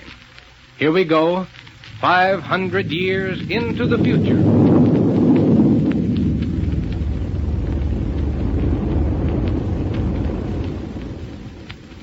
swear, Wilma, the trail has dropped right off. But, Buck, if Kane turned off the power completely, his ship would drop down and crack up. Not if he used plenty of inertron lifting power. Yes, and it's an old trick of his to zigzag and coast in order to hide his rocket trail. What are we going to do? Cruise around in circles, I guess, until we pick up the trail where it starts again. Better take it easy, then. In this darkness, he might be only a couple of miles away from us, and we wouldn't be able to see him. Unless we spotted the flames from his rocket tubes. Yes, that's true. I'll start swinging us around, and I'll keep an eye on the gas analyzer dials while you keep a sharp eye ahead. Okay, shoot. And hang on, because I'm going to fly in a tight circle. Sure. Gas analyzer say anything yet? Well, the direction needle gives a little hop now and then, but it's only from traces of old rocket gas that may have been left by most any ship anytime. Well, when we do pick up Kane's trail again, we can be sure it'll be plenty strong. And so fresh we can't miss it. Only thing that could keep us from finding it is a cyclone. This slow circling around takes so much time, though. Yeah, and lets Kane get farther and farther away from us. Just what I would... Huh? It's a rocket trail, Wilma. Heading almost due west. Kane. Must be. Watch the analyzer dials turn up to... What's the matter, Buck? Say, didn't that ship Kane took give us readings of 7, 26, and 1.9? That's right. But look, the dials say 122, 13, and 4. Sounds like the exhaust from a ship that carries a rocket dampener. Yes, sir. Was there one of them aboard when Barney and Willie first took off in it? I doubt it, Buck. Just before it was lined up for the test flight, Dr. Hewer had every bit of unnecessary equipment taken off. You sure? Quite sure. Well, let's call Dr. Hewer by radio and check on it. Okay. Say, didn't Dr. Hewer say he was going out to Omaha to look over the impenetrite situation? Yeah, but surely he hasn't got started out there yet. Go ahead and call him while I keep us circling around in the hope of picking up another rocket trail. Right. Better use the confidential wavelength, too. Got it. Calling B121. Calling B121. This dampened rocket trail is a strong one, though, Wilma. Wilma Deering, calling B121. And whoever made it must have been traveling pretty fast, because there's so much of it. Makes a real impression on the dial readings. Calling B121. Of course, Buck. Yeah? Most any commercial ship might have made that trail. But why would a commercial ship use a dampener? Yes, that's true. Calling B121. You better try Central Radio Bureau. If the doctor had taken his confidential wave receiver to Omaha with him, well, he'd have answered before this. I guess so. And if Central Radio aren't able to connect you with him, they should at least be able to get a message through to him. I'll try them. You know, as I want them to know why I'm calling the doctor, though. Oh, don't worry about that. They've handled more confidential messages and handled them well than you could shake a stick at. Okay. Calling Central Radio Bureau. Doggone it, I'd certainly like to know about this dampened Central rocket Radio, trail. Davidson speaking. This is Lieutenant Wilma Deering. Oh, yes, Lieutenant. I've been trying to reach Dr. Hewer, but haven't had much luck. Do you know where he is? Why, he's on his way out to the city of Omaha, Lieutenant. Oh, already? Yes, to consult with Elmo, the head of that city. Regarding a possible source of impenetrite, I believe. Well, have you any idea how soon he'll arrive there? Yes, about 6 or 7 minutes, I should judge. Uh-huh. Is what you have to say to him of a confidential nature? Why, yes. Why? Well, then, I'd suggest you wait a few minutes and call on a wavelength of 8.3 centimeters. Uh-huh. Yes, that'll get your call directly to Elmo's office without danger of interception. Well, thank you very much. I'll do it. Signing off. Signing off. You hear that, Buck? Yeah. Give the doctor time to get there and then call him. Right. Meantime, we'll just keep circling around and hope and pray the gas analyzer will pick up the trail we want.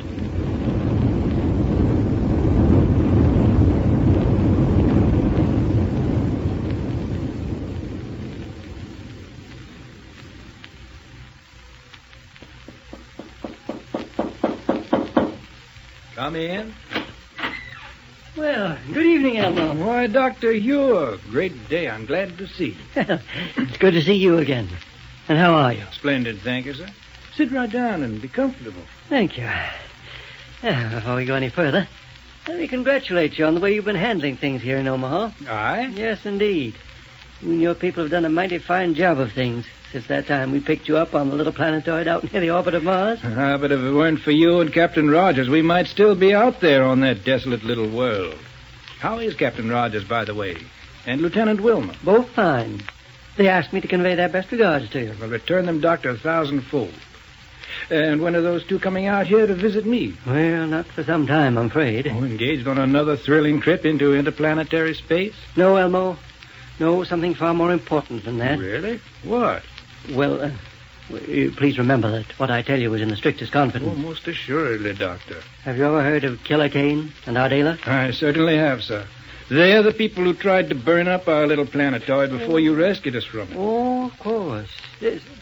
I'd forgotten that incident. Yes, but it's true that I haven't heard much about them since that time. Well, not long after, we succeeded in locating them on another small world, one that lies considerably further out in our solar system than the one you and your people occupied.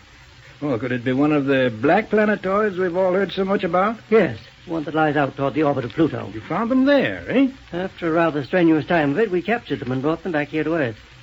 They were placed in the Niagara Municipal Prison on a sentence of life imprisonment. Oh, then congratulations. That's splendid. It was splendid, Elmo. Well, what do you mean, sir? They're at large again. Great day. Buck and Wilma are right now doing everything they can in an attempt to run them down again. Well, have Buck and Wilma found any clues as to their whereabouts? None very tangible, I'm afraid. Well, Doctor, I have boundless faith in those two. If anyone is capable of bringing the criminals to justice, they are. I agree with you, Elmo, wholeheartedly.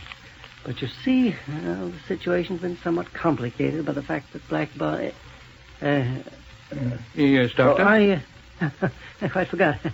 I really haven't told you the purpose of my visit. But you started to say something about... What I came here for is to determine whether we'll be able to get a worthwhile amount of impenetrite from the ore fields we discovered near the city a couple of years ago. A new instrument I've developed requires that certain parts be made of impenetrite. Yeah, well, I'll tell you... Ordinarily, we get that element from far off Pluto, but if the ore here is rich enough, save a great deal of time and expense to use it. I'm afraid it's not, Doctor. Oh, you've already investigated? Yes. As a matter of fact, I was taking some pride in the fact that we'd be able to surprise you by having gone ahead with the necessary experiments entirely on our own initiative. And the result of these experiments? Well, samples of the ore with complete analyses probably are waiting for you at your laboratory in Niagara now. Oh, really? As a matter of fact, you must have passed the ship that was carrying them on your way out here just now. Oh, that's splendid. Well, then I'll go on back right away. I really had no business leaving Niagara tonight. There's so much demanding my attention there. But it was a good excuse to see and talk with you again, so I just hopped into my ship and came along. Well, I'm mighty glad you did. But now I must go. I'll go out the back door of this office if you don't mind, because it's more convenient to where I park my rocket plane. Why, certainly, Doctor. Yes, sir. Thank you. And the next time you come to Omaha, you must plan to stay longer. And bring Buck and Wilma with you. All right, Elmo. Goodbye. Goodbye, Doctor.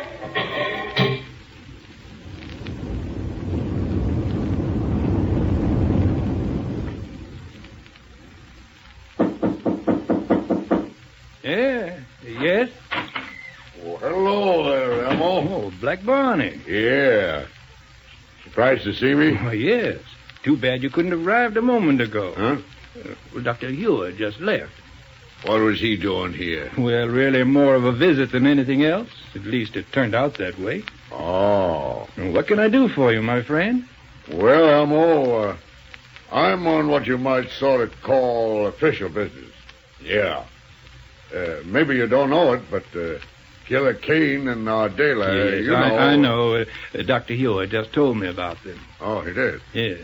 Well, did he tell you I'm out looking for him? No, I don't think so. Well, I am, see? And I gotta have a lot of equipment and stuff. Can you give me it? Well, I'd be glad to. Okay. I got a ship parked out front so as we can start loading the stuff and things onto it right away.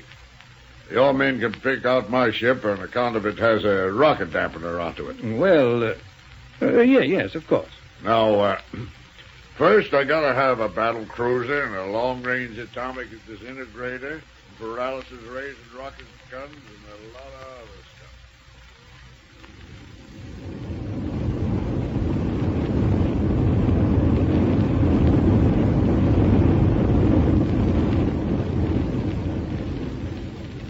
Doggone it, Wilma, I wonder why we don't pick up that rocket trail. I mean the right one. Well, Buck, Yeah? you suppose Kane could have done something to Barney's ship that would make it leave the kind of trail we found? Sure, it's possible. It's much more likely, though, that the ship has a rocket dampener on it we don't know anything about. But say, isn't it about time you put through that call to Dr. Hewer to check up on it? Oh, yes, I guess...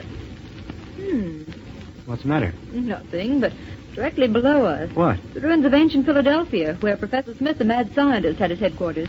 By golly, Wilma, I wonder. Just what I was thinking. Yes, sir. Hang on while I swing it. No, listen. Calling Buck Rogers. It's Dr. Hewer. I'll take it. Hello, Doctor? Buck, I'm on my way back to Niagara from Omaha. So soon? Yes. I just got a call from Elmo to the effect that shortly after I left there, Black Barney dropped in on him. What? Barney picked up a lot of equipment, a whole rocket plane full, as a matter of fact, and then left immediately. Great day. So my suggestion is that you and Wilma, in your fast ship, go out there to Omaha immediately. Doctor, we're on our way. Good. Wilma, hang on for power.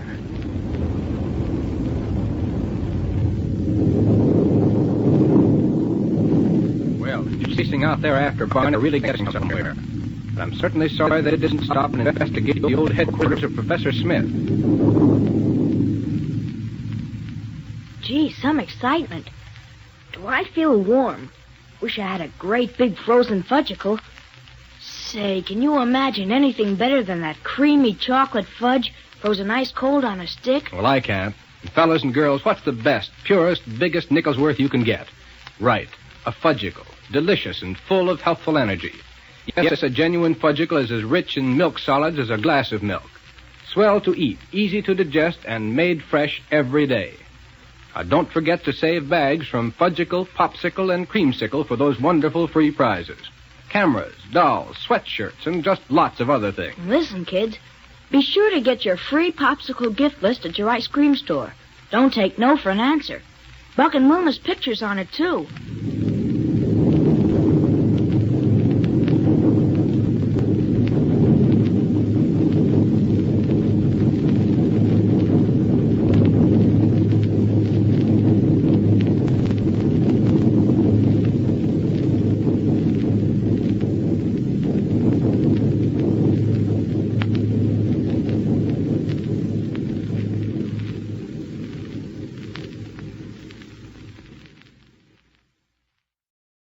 Buck Rogers in the 25th century.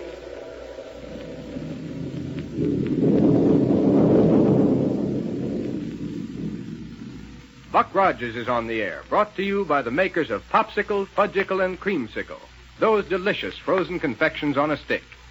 And now a message from the famous winner of the typical American boy contest, Popsicle Pete. Hello, everybody.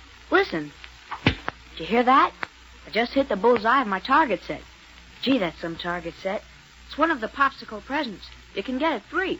And all you do is say bags from Popsicle, Fudgicle, and Creamsicle. Yes, you can get hundreds of gifts, wonderful gifts, too, for those bags.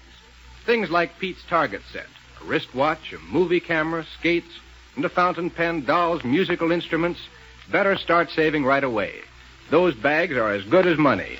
You'll find them wrapped around each genuine Popsicle, Fudgicle, and Creamsicle. And boy, will you love those great, big, swell-tasting frozen confections on a handy stick. Get one every day at your ice cream store. The biggest nickel's worth you ever saw. And wholesome, too. They couldn't be more pure if Mother made them. Made by a fine local ice cream manufacturer. And say, don't forget to get a free Popsicle gift list at your ice cream store. If they have none, tell them to get some from their ice cream manufacturers. There's a free coupon on it worth 10 bags for gifts.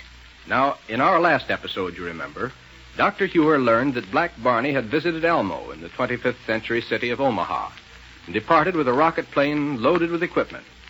So the good doctor flashed word of it to Buck and Wilma, who are now flying toward Omaha at top speed. Let's join them by turning the dial that'll project us ahead in time. All ready? Then here we go, 500 years into the future.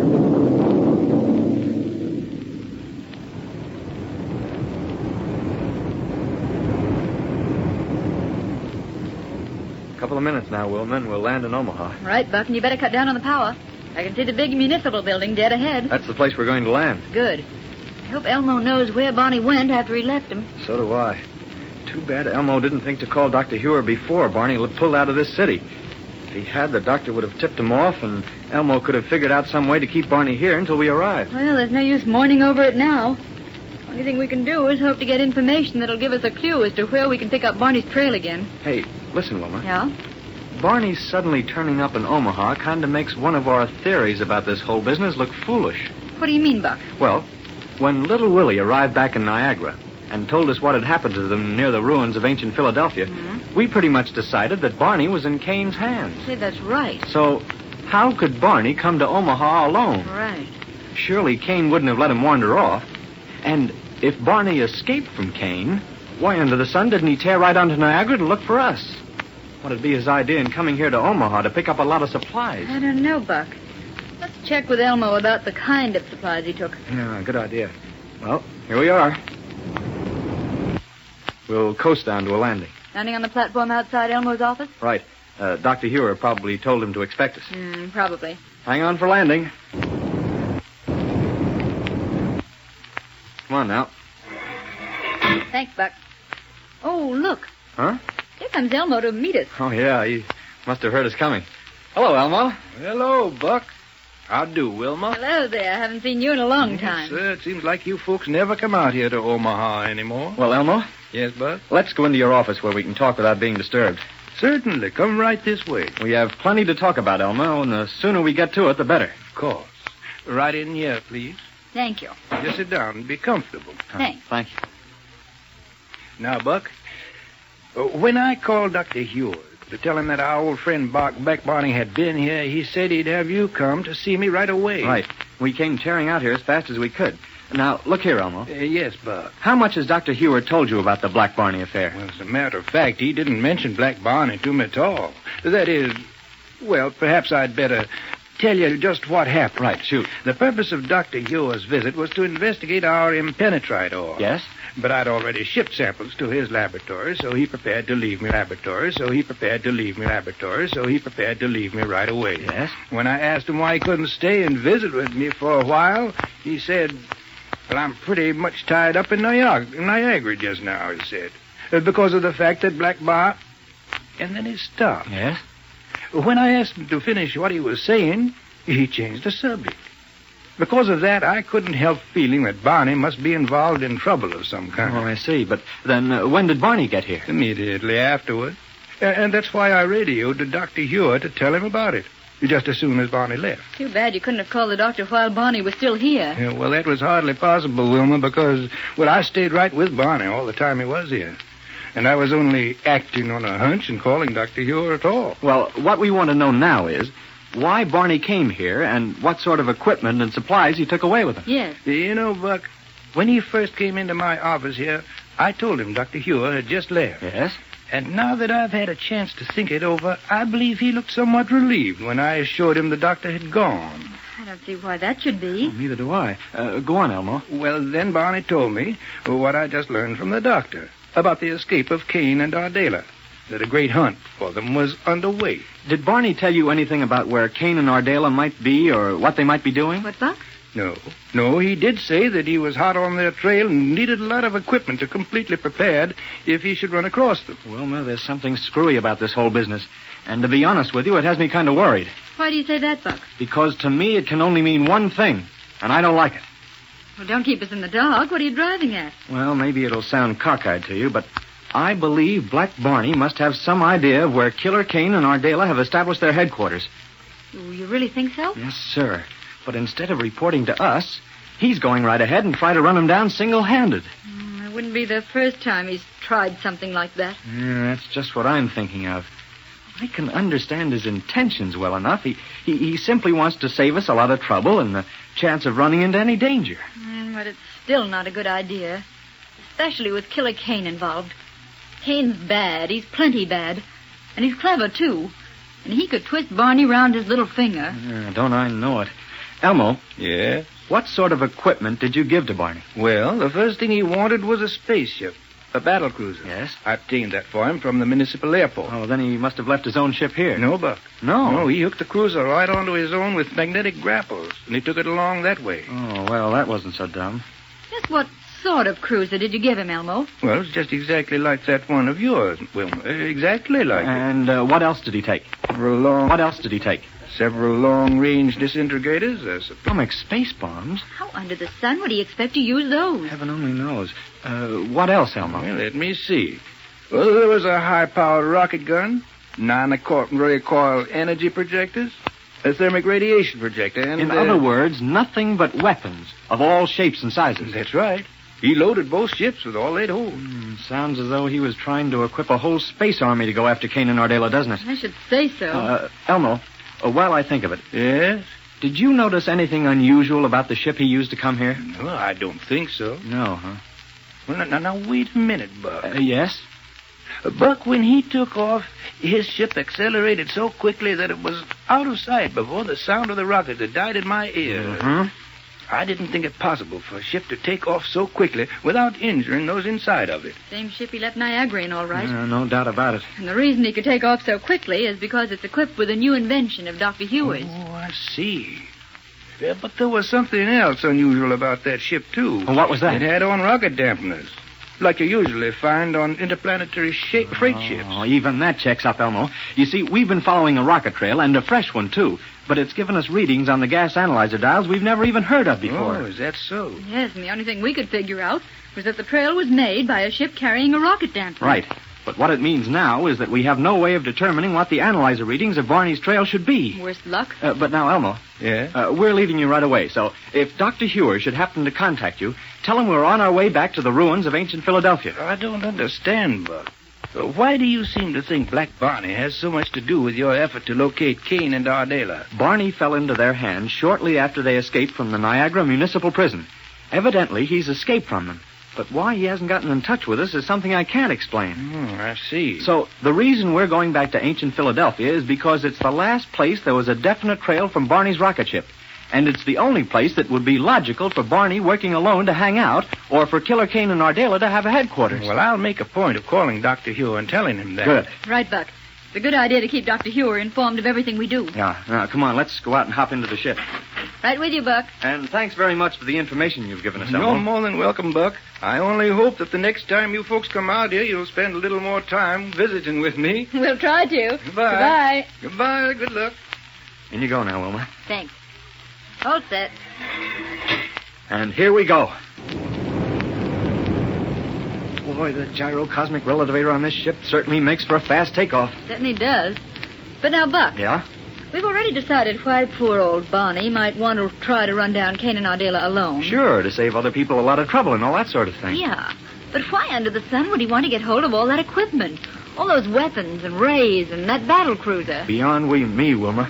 And I'm afraid we won't know until we find out where Barney is.